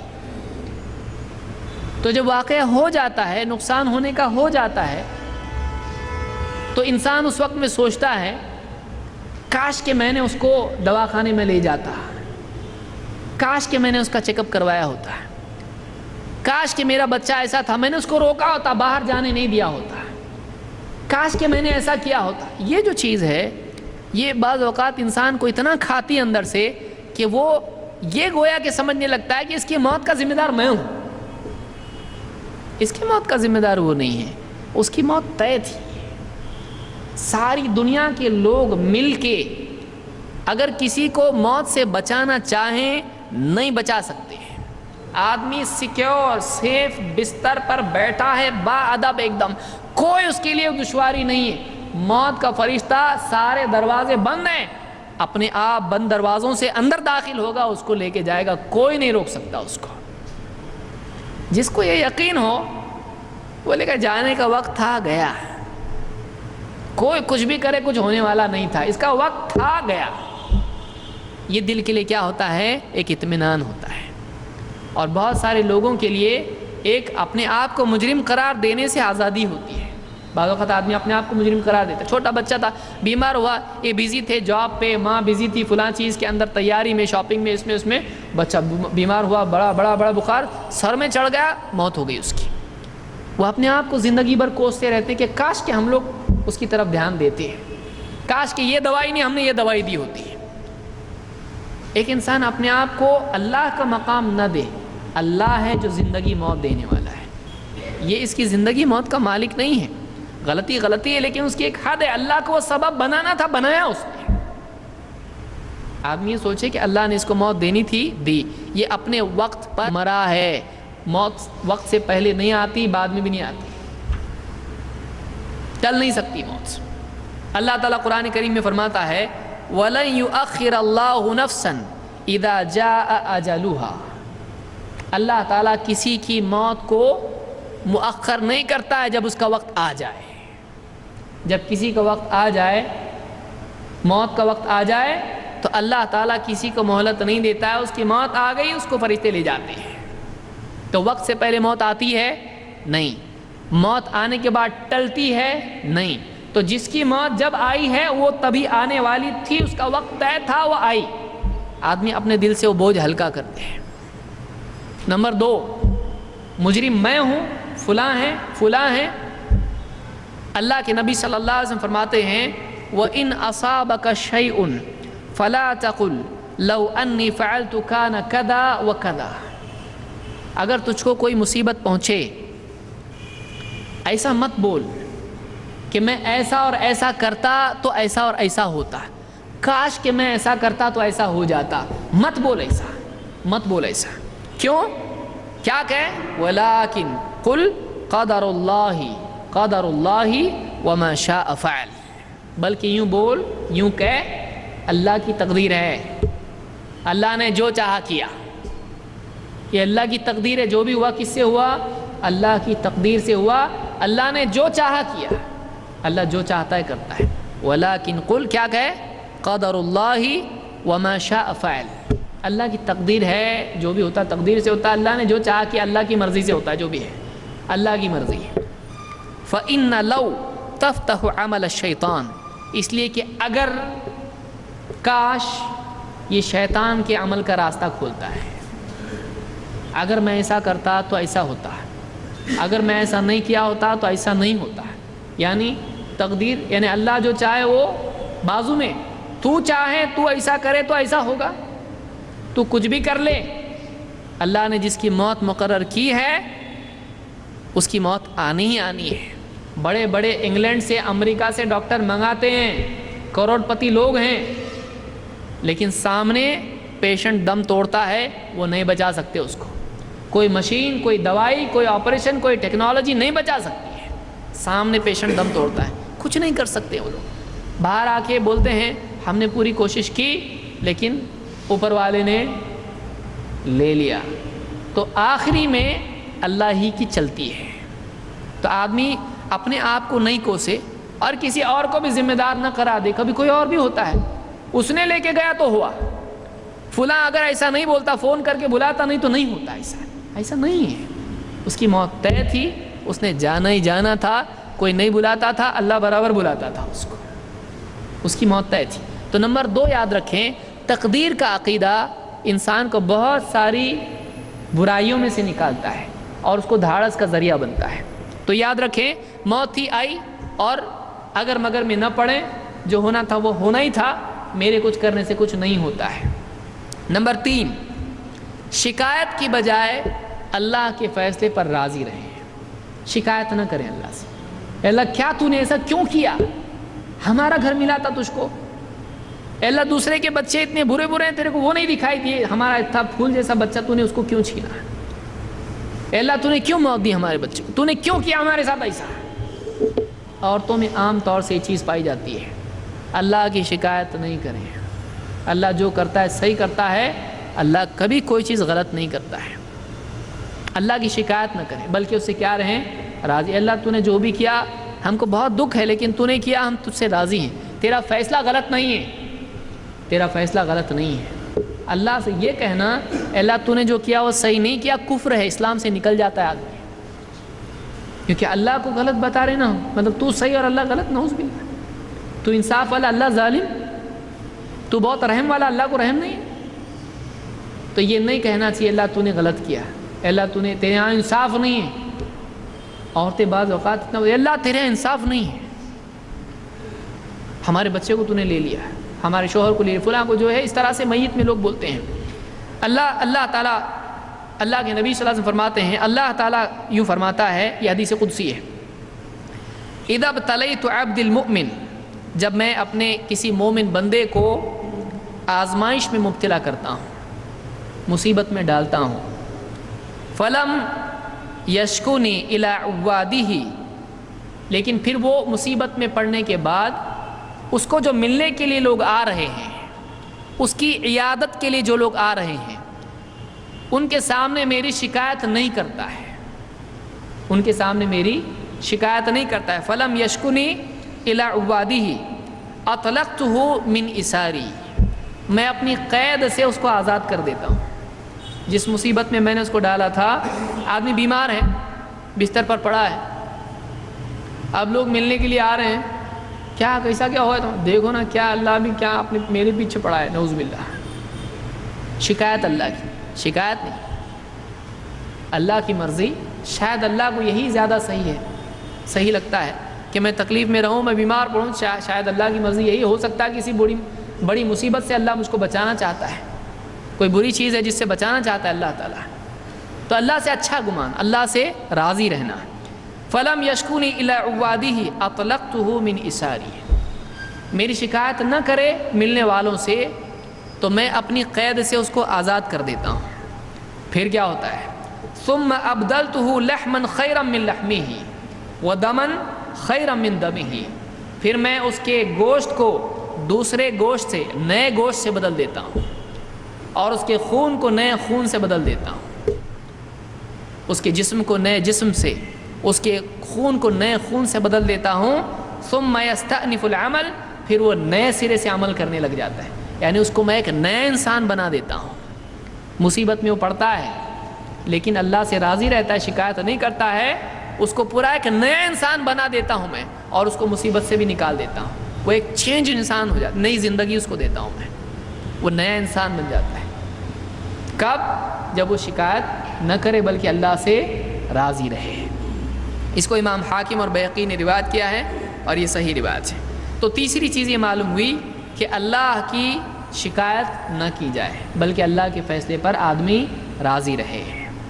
نمبر 4، آدمی جب بھی ایسی کوئی مصیبت پیش آئے، چاہے اولاد کا معاملہ ہو یا کوئی بھی معاملہ ہو، غم کا معاملہ ہو، اللہ سے انا للہ و انا الیہ راجعون کہے، اور جو بھی اچھی دعا اس کے ذہن میں آئے وہ دعا مانگے۔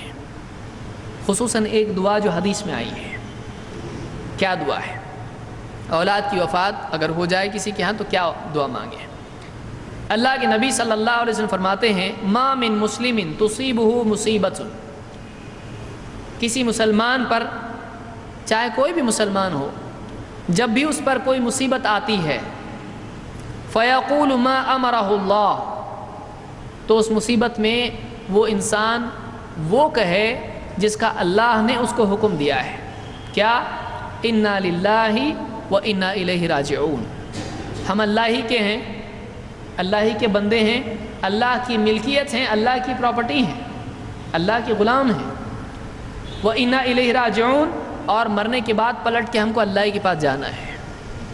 جب اس طرح کے جذبات اللہ کے ہاں پیش کرے، یہ کہے تو آپ فرماتے ہیں اس کے بعد یہ کہے، اللہم اجرنی فی مصیبتی وَأَخْلِفْ لِي خَيْرًا مِنْهَا، اے اللہ مجھ کو اس مصیبت میں اجر دے، اس مصیبت پر مجھ کو تو اجر عطا فرما، اور یہ جو کچھ میں نے کھویا ہے تو اس سے بہتر مجھ کو دے دے، تو اس سے بہتر مجھ کو دے دے۔ یہ دعا کہے اللہ کے نبی صلی اللہ علیہ وسلم فرماتے ہیں تو اللہ تعالیٰ الا اخلف اللہ لہ خیرا منہا، تو جو کھویا ہے اس نے اللہ تعالیٰ کھوئے ہوئے سے بہتر اس کو عطا کرتا ہے۔ کچھ بھی کھویا، آپ اولاد کھویا یا کوئی اور چیز کھویا انسان نے، جب آدمی کہے انا للہ و انا الیہ راجعون اور پھر اس کے بعد یہ دعا پڑھے اللہم اجرنی فی مصیبتی واخلف لی خیرا منہا، جب یہ دعا پڑھے تو اللہ تعالیٰ اس سے بہتر اس کو عطا فرماتا ہے اور اجر بھی دیتا ہے، اجر بھی اور نعمت بھی، اور نعمت پہلے سے بہتر اللہ اس کو دیتا ہے۔ یہ مسلم نے اس حدیث کو روایت کیا ہے۔ تو چوتھی چیز معلوم ہوئی کہ انا للہ و انا الیہ راجعون، اور اس موقع کی مناسبت سے جو دعا ہے آدمی وہ دعا پڑھے، وہ ذکر کرے۔ نمبر 5، اللہ تعالیٰ سے اچھا گمان کرنا، کیونکہ یہ سوال انسان کے ذہن میں اکثر ایسے مواقع پر مصیبت میں آتا رہتا ہے، اللہ نے کیوں کیا ایسا؟ کبھی زبان سے آدمی کہتا ہے اور کبھی دل سے آدمی کہتا ہے، اکیلے میں جب کروٹ پر لیٹا رہتا ہے اللہ تو نے ایسا کیوں کیا، بلکہ نہیں کرتا تو کیا کیوں تو نے ایسا؟ تو آدمی کے دل میں یہ سوال گھومتا رہتا ہے اور کئی لوگوں کی زبانوں پر یہ سوال گھومتا رہتا ہے۔ آدمی اللہ کے علم سے، اللہ کا جو علم ہے انسان کو نہیں معلوم اللہ کے نزدیک کیا ہے، اللہ کے ہاں کیا مصلحت ہے، اللہ نے ایسا کیوں کیا، اللہ بتاتا نہیں ہے۔ لیکن اللہ بتاتا نہیں کا مطلب یہ نہیں کہ اس میں کوئی حکمت نہیں ہے۔ اللہ اگر نہ بتائے تو کوئی حکمت نہیں، ایسا نہیں، اللہ بندے کا بھلا ہی چاہتا ہے تب کچھ کرتا ہے۔ اللہ سے اچھا گمان رکھیں۔ اللہ کے نبی صلی اللہ علیہ وسلم کیا فرماتے ہیں؟ آپ فرماتے ہیں من یرد اللہ بہ خیرا یصب منہ، اللہ تعالیٰ جس کے ساتھ بھلائی کا ارادہ کرتا ہے اس کو مصیبت میں مبتلا کرتا ہے۔ یہ عجیب قاعدہ ہے، اللہ سے اچھا گمان کرنا۔ اللہ تعالیٰ کسی کو مصیبت میں ڈالتا ہے تو اللہ تعالیٰ اس سے برا نہیں چاہتا ہے اس کا، بلکہ کیا ہے، اللہ جس کا بھلا چاہتا ہے اس کو مصیبت میں ڈالتا ہے۔ تو یہ آدمی سوچے کچھ اچھا ہی ہوگا اس وجہ سے اللہ نے میرے ساتھ ایسا کیا، یہ ایمان ہے، یہ واقعی اللہ کی صحیح معرفت ہے۔ اس نے اللہ کو پہچانا کہ نہیں، میری عقل کچھ اور کہہ رہی ہے، ملنے والے لوگ کچھ اور بول رہے ہیں، لیکن نہیں، اللہ تعالیٰ کبھی غلط نہیں کرتا ہے، میرا اللہ پہ بھروسہ ہے، میرا اللہ پر ایمان ہے، ایسا اگر اللہ نے میرے ساتھ کیا ہے کچھ بھلائی اس میں ہوگا، یہ مصیبت، یہ تکلیف، یہ نقصان، کچھ فائدہ اس میں ہوگا۔ اس لیے آپ دیکھیے یوسف علیہ السلام کا کیسا ہوا، کیا ہوا، بھائی لوگ پلاٹنگ کیے اور کیا کیے، باپ کو بولے گھومنے لے جا رہے، جاؤ لے کے، باپ کو بھی ڈر ہے، کیا کرتے کیا معلوم، بچے کا، میرا پیارا بچہ ہے، پہلے اس کو دشمن ہے، پہلے اس کے دشمن، لے کے گئے گھومنے، سب نے پلاننگ کیے، مشورہ کیے، کتنا اچھا مشورہ تھا، بولے اس کو مارنے کا کہ کنویں میں ڈالنے کا، کنویں میں ڈال دیے، اور کپڑے پر خون جھوٹا لگا کے باپ کے پاس روتے آئے، کیا روتے آئے، بھیڑیا اٹھا کے لے کے گیا، اب بچہ پڑا ہے وہاں پر کنویں کے اندر، اب اللہ کے ہونے دیے بغیر ہوتا کیا ایسا ہے، نبی ہیں، نبی کی اولاد ہے، ان کے ساتھ بھی ہوتا ہے ایسا۔ اب ایک قافلہ آیا، کارواں آیا، اور اس نے دیکھا پانی کے لیے دیکھے تو بچہ، اب کیا خوبصورت پھول کے جیسا بچہ، بہت مہنگا جائے گا یہ، لو اس کو، فری میں مل گیا، غلاموں کا دور ہے، وہ لیا اس کو اور بازار میں سیل کے لیے رکھا، نبی ہے، نبی کا بیٹا سیل کے لیے لگا ہے بازار میں، اور وہ بھی کیا ہے، چھوٹی موٹی قیمت پر بک گیا۔ اب غلام بن کے گئے عزیز مصر کے گھر میں، بیوی پہلے تھی اچھی، بعد میں بگڑی، چھوٹا تھا تو اچھی تھی، بڑا ہو گیا تو اس کا دل آ گیا، شوہر کی غیر موجودگی میں کیا کیا، ہائی تلک، ذرا ادھر تو آ، یہ بھاگے معاذ اللہ کی پناہ کیا کر رہی ہے، بھاگے دروازے کی طرف، پیچھے بھاگی ہوگی، پکڑا لوگوں نے، کیا ہو رہا ہے ادھر، بولے یہ میرے پیچھے بھاگ رہا تھا، الزام ڈال دیا اس کو، اور اس کو جیل میں نہیں ڈالیں گے تو دیکھو پھر، ضد پہ اڑ گئی شوہر کے پاس، جیل میں ڈال دیا لوگوں نے، کیا ہو رہا ہے یہ، ایک مصیبت سے نکلے دوسری میں، کنویں میں گرے، باہر آئے تو غلامی میں پڑے، غلامی سے نکلے تو یہ تو کوئی فتنہ، جھوٹا الزام، جیل میں سیدھا، ایک مصیبت سے دوسری مصیبت سے، لیکن ہمت ہارے، جیل میں جب آئے دو آدمی تو پہلے کیا کیا،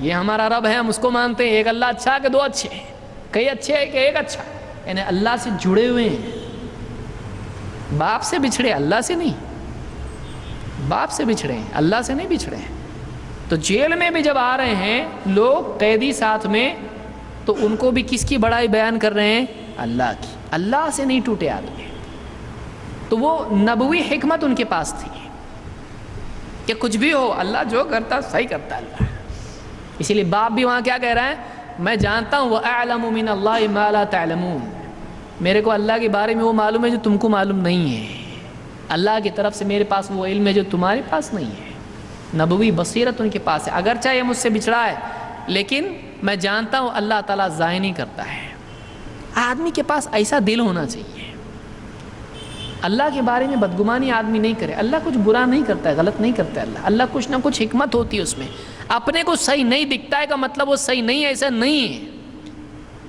اپنے کو غلط دکھ رہا ہے لیکن اللہ کے پاس وہ صحیح ہوتا ہے، اللہ پہ بھروسہ رکھے، کتنے ڈاکٹر ہیں بولتے ہیں ہاتھ کاٹنا پڑے گا، ہاتھ کیسا کاٹنا پڑے گا، اور نہیں ڈاکٹر ہے بابا، ڈاکٹر بول رہا صحیح بول رہا، ڈاکٹر بول رہا ہے، ڈاکٹر کی سنو، زیادہ نقصان ہو جائے گا، جیسا بول رہا ہے ایسا کرو، آپریشن کرنا پڑے گا، ارے کیسا آپریشن، ڈاکٹر بول رہا ہے، ڈاکٹر پہ بھروسہ، اللہ پہ نہیں، اللہ پہ بھروسہ ہونا چاہیے، اللہ کے ہاں کی تکلیف میں مصلحت ہوتی ہے، یہ جس کے دل میں آ گیا جم گیا وہ، اس کو پھر کوئی سیلاب کوئی طوفان اس کو بہا کے نہیں لے کے جا سکتا ہے، یہ آدمی ہونا چاہیے، تو یہاں پر اللہ سے اچھا گمان رکھنا، اللہ کے نبی صلی اللہ علیہ وسلم فرماتے ہیں مَن یُرِدِ اللَّهُ بِهِ خَیْرًا یُصِب مِنْهُ، یوسف علیہ السلام کا کیا ہوا آخر میں، سب ہونے کے بعد اللہ نے پھر ایک خواب ڈالا اس کو، کس کو، بادشاہ کو، اللہ ایسا بھی ایزیلی کام کرا سکتا ہے،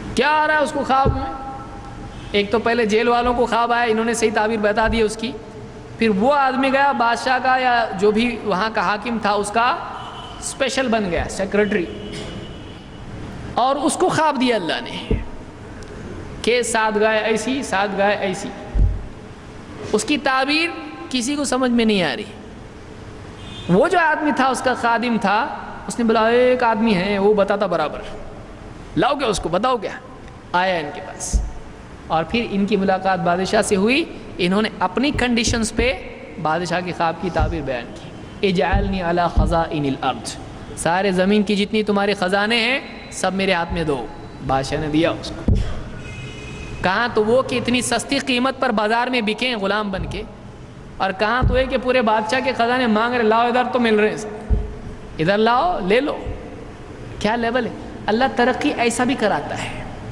نقصان نقصان، ذلت ذلت، مصیبت مصیبت، ایک دم ٹاپ، ایسا بھی اللہ تعالیٰ کرا سکتا ہے، ہو سکتا ہے کسی مصیبت میں ہمارے لیے اللہ کی طرف سے کوئی خیر ہو، اللہ سے اچھا گمان رکھنا چاہیے، ایمان کا تقاضا ہے کہ اللہ سے ہم اچھا گمان رکھیں، تو یہ حدیث میں آیا، بخاری کی حدیث ہے، اللہ کے نبی صلی اللہ علیہ وسلم فرماتے ہیں ان العبد اذا سبقت له من اللہ، اب یہ حدیث یاد رکھیے، آپ نے شاید اس سے پہلے حدیث نہیں سنی ہو، اللہ کے نبی صلی اللہ علیہ وسلم فرماتے ہیں ان العبد اذا سبقت له من اللہ منزلہ، کوئی بندہ اللہ کا ایسا ہوتا ہے کہ اللہ کے ہاں اس کا ایک مقام ہوتا ہے، اللہ کے ہاں اوور آل اچھا بندہ ہوتا ہے، وہ کچھ کمیاں آدمی میں ہوتی ہیں لیکن اللہ کی ترازو میں پورا تلتا ہے انسان، کسی ایک جرم کی بنیاد پر عام طور سے اللہ کا قاعدہ نہیں ہے کہ اللہ سزا دے دے، تو ایک اچھا انسان ہوتا ہے اور اللہ کے ہاں اس کا ایک مقام ہوتا ہے، لم یبلغها بعمله ابتلاہ اللہ، لم یبلغه بعمله، اس کا ایک مقام ہوتا ہے اللہ کے ہاں، وہ آدمی اپنے عمل سے وہ مقام نہیں پا سکتا ہے۔ کیسا ہے، کوئی آدمی اچھا ہوتا ہے لیکن 19-20 کرتا رہتا ہے، لیکن ہے اچھا، اس کو راستے میں رکاوٹیں آ رہی ہیں، مصیبتیں ہیں، کچھ پرابلم ہے، فیملی بڑی ہے، اس وجہ سے کچھ نہ کچھ اس سے 19-20 ہو رہا ہے، لیکن ہے کیسا، اندر سے اچھا آدمی ہے، اللہ جانتا ہے۔ اس کو اگر موقع ملتا تو بہت کچھ کرتا ہے، نہیں مل رہا اس کو موقع، بار بار مصیبتیں پاؤں میں آ رہی اس کے، اس لیے کبھی کچھ چھوٹ رہا، کبھی کچھ چھوٹ رہا، کبھی نیکیاں چھوٹ رہی، کبھی کچھ ہو رہا ہے، اچھا ہی ہے۔ تو اللہ تو اندر تک دیکھتا ہے نا، اللہ کو سب معلوم رہتا ہے، ہم ظاہر کی بنیاد پر فیصلہ کرتے ہیں۔ اس سے یہ نہیں کہ ہم لوگ نیکیاں چھوڑے اور بولے کچھ تو رہیں گا آپ، ایسا بھی نہیں، ہم کو نیکی کرنا، ہم کو نہیں معلوم ہے، معلوم نہیں ہم کو کس پر پکڑ لیا، اللہ ہماری حفاظت فرمائے۔ تو اللہ کے ہاں اس کا کوئی مرتبہ ہوتا ہے جو اپنے عمل سے وہ نہیں پا سکتا ہے، تو اللہ کیا کرتا ہے، ابتلاہ اللہ فی جسدہ او فی مالہ او فی ولدہ، تو اللہ تعالیٰ اس مقام تک پہنچانے کے لیے، جنت میں وہ مقام اس کو دلانے کے لیے اس کے جسم میں، اس کے مال میں، اس کی اولاد میں مصیبتیں ڈالنا شروع کر دیتا ہے۔ اس پر کیا کرتا ہے، کبھی اس کو بیمار کر دیتا ہے، کبھی اس کا نقصان مال کا ہو جاتا ہے، کبھی اولاد کو تکلیف ہو جاتی ہے، تو مصیبتیں اللہ اس پر ڈالنا شروع کرتا ہے۔ ثم صبرہ علی ذلک حتی یبلغہ المنزلہ، پھر اس کو صبر کی توفیق دیتا ہے، اور وہ صبر کرنے لگتا ہے، صبر کرتے کرتے کرتے کرتے مصیبتوں پر صبر کرتے کرتے وہ مقام پا لیتا ہے جو عمل سے نہیں پا سکتا تھا۔ التی سبقت لہ من اللہ تعالی، جو اللہ کے ہاں اس کے لیے پہلے سے معاملہ تھا۔ اس کو امام احمد، ابو داؤد، ابو یعلا، طبرانی نے کبیر اور اوسط میں روایت کیا ہے، اور شیخ الالبانی نے الصحیحہ میں اس کو ذکر کیا، یہ صحیح روایت ہے۔ اس حدیث سے معلوم ہوا کہ بعض اوقات جو تکلیفیں آتی ہیں، آدمی سوچے ہو سکتا ہے کہ میں پہلے تو عمل میں کچا ہوں، ہو سکتا ہے اللہ تعالیٰ ان تکلیفوں کے ذریعے سے میرے گناہ معاف کر دے، آخرت میں اللہ اس کے بدلے میں کچھ عطا کرے۔ تو مصیبتوں میں دل چھوٹا نہیں کرنا چاہیے، بلکہ امیدیں اور بڑھانا چاہیے۔ سمجھ میں آ رہی بات؟ مصیبت میں دل چھوٹا نہیں کرنا چاہیے بلکہ اور بڑا کرنا چاہیے، امیدوں سے دل کو بھرنا چاہیے، ہو سکتا ہے اللہ اس پر کچھ اجر دے، ہو سکتا ہے اللہ اس سے کوئی اور اونچا مقام عطا کرے۔ تو یہ 5ویں چیز تھی، اللہ سے اچھا گمان رکھنا۔ نمبر 6، جس کی اولاد فوت ہو جائے وہ یہ یقین رکھے کہ اس کی اولاد اللہ کے ہاں امانت ہے، اللہ کے ہاں سیفٹی میں ٹریجرڈ ہے، وہ سنبھال کے رکھتا ہے اللہ اس کو۔ کیا ہوتا ہے ان بچوں کا جو بچپن میں فوت ہو جاتے ہیں؟ دیکھیے، اس سے اچھا اس کو سنبھال رہا ہے وہاں پہ، کون سنبھال رہا ہے ذرا دیکھیے تو صحیح۔ اللہ کے نبی صلی اللہ علیہ وسلم فرماتے ہیں، ذراریُ المسلمین فی الجنہ یکفلہم ابراہیم علیہ السلام، مسلمانوں کے وہ بچے جو بچپن میں فوت ہو جاتے ہیں وہ جنت میں ہوتے ہیں، اور قیامت تک ان کو ابراہیم علیہ السلام سنبھالتے رہتے ہیں۔ جنت میں کون سنبھالتا ان کو؟ اب یہ کیسا ہے، مار پیٹ کے الٹا سیدھا کیسے سنبھال رہا اس کو؟ نہیں مارنے کے ٹائم پہ ہی مار رہا، غلطی پہ کم مار رہا، لیکن سنا نہیں میری بات تو خوب مار رہا۔ ہم کو سب معلوم ہے کون کون کیسا کرتا ہے کہ نہیں، ہم لوگ کو خود اپنا معلوم ہے۔ تو یہاں پر ایک ایسی شخصیت جو خود اللہ کے نبی صلی اللہ علیہ وسلم کے آباء و اجداد میں سے ہیں، ایک بڑے نبی، اللہ کے خلیل ہیں، اللہ کے خلیل جو بڑے رحم دل والے، حلیم ایک دم، ان کی نگرانی میں، ان کی کفالت میں وہ بچے ہوتے ہیں۔ تو اسی لیے آپ فرماتے ہیں، ذراریُ المسلمین فی الجنۃ یکفلہم ابراہیم علیہ السلام، مسلمانوں کے وہ بچے جو فوت ہو جائیں وہ جنت میں ہوتے ہیں، اور ان کو کون سنبھالتا ہے؟ ابراہیم علیہ السلام۔ یہ احمد، حاکم اور ابن حبان کی روایت ہے، اور صحیح حسن درجے کی روایت ہے۔ ایک اور روایت ہے کہ اطفال المسلمین فی جبل فی الجنہ، مسلمانوں کے بچے جنت میں ایک پہاڑ کے دامن میں ہوتے ہیں، یکفلہم ابراہیم و سارہ، ابراہیم علیہ السلام اور ان کی بیوی سارہ ان کو سنبھالتے رہتے ہیں، ماں بھی باپ بھی، ابراہیم اور سارہ ان کو سنبھالتے ہیں، حتی یدفعوہم الی آبائہم یوم القیامہ، یہاں تک کہ قیامت کے دن بولیں گے لو تمہارے بچے تم کو لے لو واپس سے وہ بچے جن کو انہوں نے سنبھالا ہے ان بچوں کو واپس ان کے ماں باپ کے حوالے وہ کریں گے، لو تمہارے بچے لے کے جاؤ ابھی۔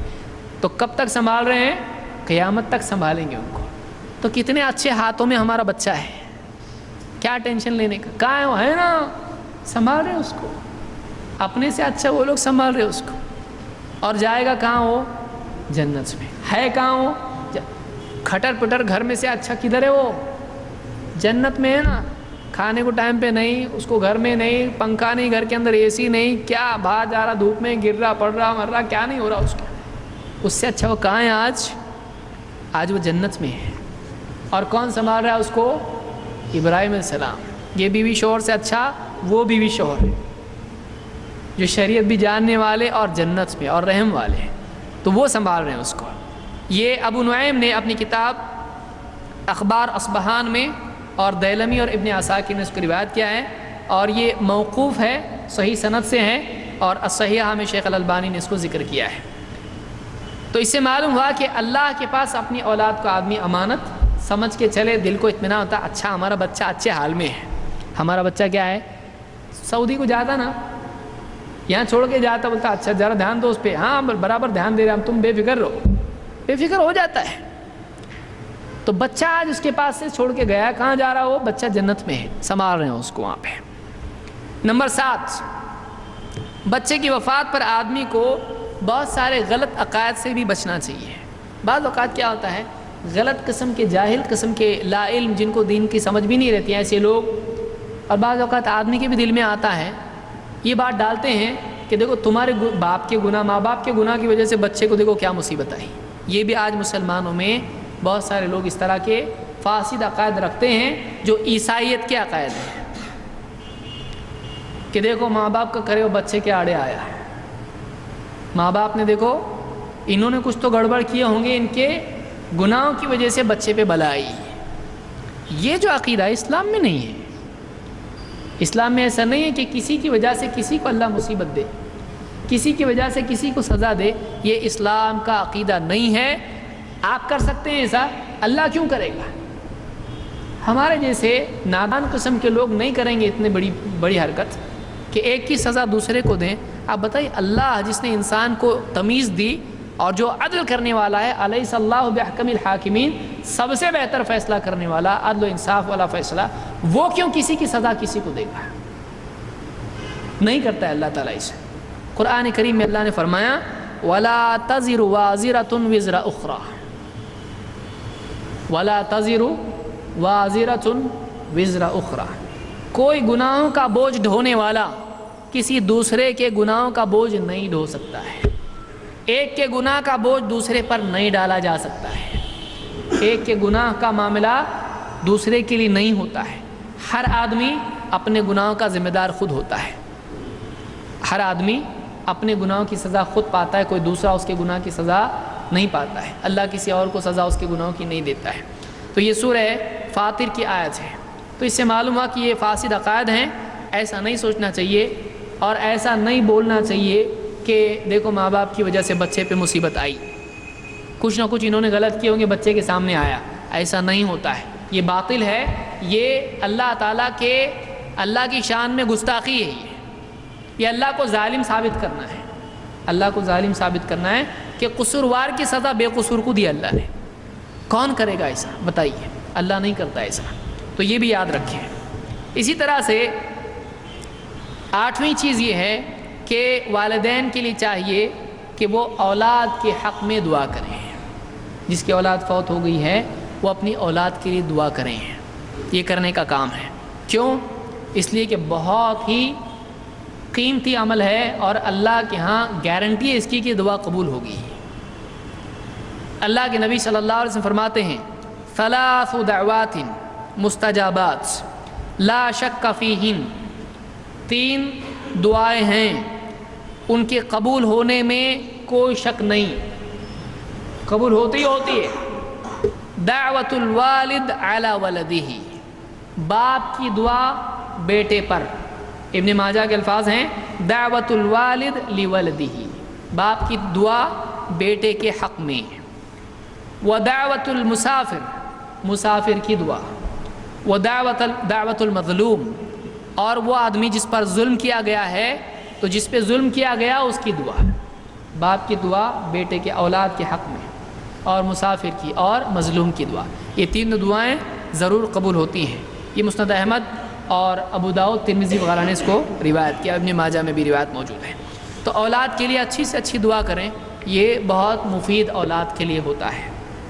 نمبر 9، مصیبت میں اجر کی امید رکھنا کہ یہ مصیبت ہے، یہ غم ہے، اس پر صبر کرنے پر اللہ اجر دے گا، یہ غم کو ہلکا کر سکتا ہے۔ اللہ کے نبی صلی اللہ علیہ وسلم فرماتے ہیں ان عظم الجزاء مع عظم البلاء، بڑی جزا بڑی بلا کے ساتھ ہوتی ہے، بڑا ثواب بڑی تکلیف کے ساتھ ہوتا ہے۔ وَإِنَّ اللَّهَ إِذَا أَحَبَّ قَوْمًا ابْتَلَاهُمْ، اور اللہ تعالیٰ کسی سے محبت کرتا ہے تو اس کو مصیبت میں مبتلا کرتا ہے، آزمائش میں ڈال دیتا ہے۔ آزمائش اللہ کی محبت کی علامت ہوتی ہے۔ فَمَن رَضِيَ فَلَهُ الرِّضَا وَمَن سَخِطَ فَلَهُ السَّخَطُ، پھر جو آزمائش پر اللہ سے راضی ہوتا ہے اللہ بھی اس سے راضی ہوتا ہے، اور جو اللہ سے ناراض ہو جاتا ہے اللہ بھی اس سے ناراض ہو جاتا ہے۔ تو اللہ سے راضی ہونا چاہیے۔ تو معلوم ہوا کہ بڑی جزا بڑی بلا پر ہوتی ہے۔ یہ ترمذی اور ابن ماجہ کی روایت حسن درجے کی روایت ہے۔ یہاں تک کہ ایک حدیث میں اللہ کے نبی صلی اللہ علیہ وسلم فرماتے ہیں ما یزال البلاء بالمؤمن والمؤمنہ فی نفسہ وولدہ ومالہ حتی یلقى اللہ وما علیہ خطیئہ، مومن پر چاہے وہ مومن مرد ہو یا عورت ہو، کوئی بھی مصیبت آتی ہے اس کے اپنے جسم پر، اس کی اپنی ذات پر، یا اس کی اولاد پر، یا اس کے مال کے سلسلے میں، جسم کے بارے میں تکلیف بیماری، یا اولاد کی تکلیف یا اولاد کا کھونا، یا مال کا نقصان، کسی بھی چیز میں کوئی بلا مصیبت مسلمان پر آتی ہے تو کیا ہوتا ہے حتی یلقى اللہ وما علیہ خطیئہ، اللہ اس کی مغفرت کرتا رہتا ہے یہاں تک کہ اللہ سے قیامت کے دن جب وہ ملے گا تو اس پر ایک بھی گناہ باقی نہیں رہے گا، اللہ اس کے گناہ معاف کرتا رہتا ہے اس پر صبر کرنے کی وجہ سے۔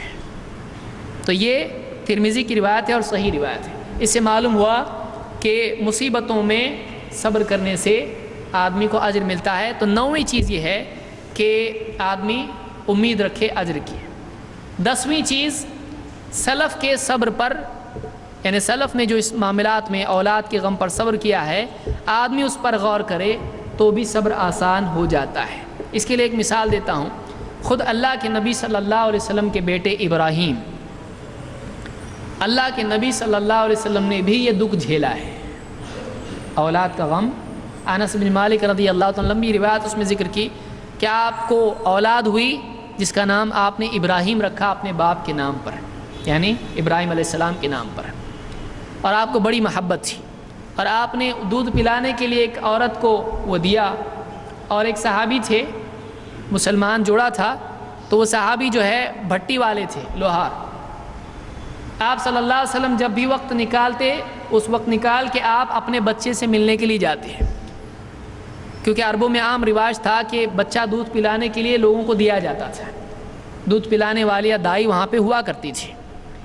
تو آپ نے اپنا بچہ دودھ پلانے کے لیے ایک خاندان میں دیا تھا، آپ ملنے کے لیے جاتے تھے، گود میں بچہ لیتے تھے، اس کو پیار کرتے، پھر آتے ہیں۔ لیکن ایک وقت وہ بھی آیا کہ اس بچے کا آخری وقت آ گیا، آپ ہی کی زندگی میں 18 مہینے یا کچھ اتنا وقت تھا، اللہ عالم، اس کا کچھ اندازہ مجھ کو یاد نہیں۔ اس کے بعد میں آپ گئے، بچے کو گود میں لیا، اور وہ بچہ سانس اس کا اکھڑ رہا تھا۔ وہ منظر انس بن مالک رضی اللہ عنہ ذکر کرتے ہیں، کہتے ہیں لقد رأیتہ وہو یکید بنفسہ بین یدی رسول اللہ صلی اللہ علیہ وسلم، میں نے وہ منظر بھی دیکھا ہے کہ وہ بچہ اللہ کے نبی صلی اللہ علیہ وسلم کے سامنے تھا، آپ کی گود میں تھا، اور اس کا دم نکل رہا تھا. فدمعت عینا رسول اللہ صلی اللہ علیہ وسلم، اللہ کے نبی صلی اللہ علیہ وسلم کی آنکھوں سے آنسو بہنے لگے. نبی کی گود میں نبی کا بچہ ہے اور ابھی جان نکل رہی، لیکن نبی بھی بچا نہیں سکتا ہے کسی کو. اللہ کے نبی صلی اللہ علیہ وسلم نہیں بچا سکتے کسی کو. آپ رو رہے ہیں، آپ کی گود میں بچہ ہے، دم نکل رہا ہے اس کا، اور آپ دیکھ رہے ہیں. فدمعت عینا رسول اللہ صلی اللہ علیہ وسلم فقال تد، اس وقت میں آپ کی زبان سے کیا جملہ نکلا ہے؟ قال تدمع العین ويحزن القلب ولا نقول الا ما يرضى ربنا والله يا ابراہیم انا بك لمحزونون. آپ نے جو جملہ کہا وہ تاریخی جملہ ہے جو آپ کی بشریت اور آپ کی رسالت دونوں اور آپ کی یعنی آپ کے کردار کو سامنے رکھتا ہے. آپ کا اپنے آپ کو کنٹرول کتنا تھا، کتنے پابند تھے آپ اللہ کے حکم کے. آپ نے کیا کہا؟ آپ نے کہا تدمع العین، آنکھوں سے آنسو بہہ رہے ہیں. آپ کہہ رہے ہیں تدمع العین، میری آنکھوں سے آنسو بہہ رہے ہیں. ویحزن القلب، اور میرے دل میں بہت غم ہے، میرے دل میں بہت غم ہے. ولا نقول الا ما يرضى ربنا، لیکن ہم وہی کہیں گے جس سے ہمارا رب راضی ہو. ہم اپنی زبان سے وہی بات نکالیں گے جو اللہ کی رضا والی ہو. واللہ یا ابراہیم، اللہ کی قسم اے ابراہیم، انا بک لمحزونون، تمہاری وجہ سے ہم کو بڑا غم ہو رہا ہے، بہت دکھ ہو رہا ہے. بچہ گود میں اور آپ کہہ رہے ہیں، آنکھوں سے آنسو بہہ رہے ہیں، دل غمگین ہے، لیکن میں زبان سے کوئی ایسی بات نہیں بولوں گا جس سے اللہ ناراض ہو. اے ابراہیم تیری وجہ سے مجھ کو بڑا دکھ ہو رہا ہے، بہت غم ہے. اتنے غم کو بھی آپ نے برداشت کیا ہے. تو یہ وہ دکھ ہے جو اللہ کے نبی صلی اللہ علیہ وسلم بھی برداشت کر چکے ہیں، اور سلف میں مختلف واقعات اس کے آپ دیکھ سکتے ہیں. ام سلیم کا واقعہ خود اللہ کے نبی صلی اللہ علیہ وسلم کی بیٹی کا واقعہ ہے. تو یہ ساری چیزیں ہیں. اس سلسلے میں آدمی نبی کا دکھ سامنے رکھے، اس کا اپنا دکھ آسان ہو سکتا ہے. اللہ تعالی ہم کو دین کی صحیح سمجھ عطا فرمائے، اور جو بھی ایسے لوگ ہیں جنہوں نے یہ غم برداشت کیا ہے، اللہ تعالیٰ ان کو صبر عطا فرمائے، ان کو اس سے گزرنے کی توفیق دے کہ وہ اس سے نکل جائیں، اور اللہ تعالیٰ ان کو بہتر بدلہ اس کا دنیا اور آخرت میں عطا فرمائے.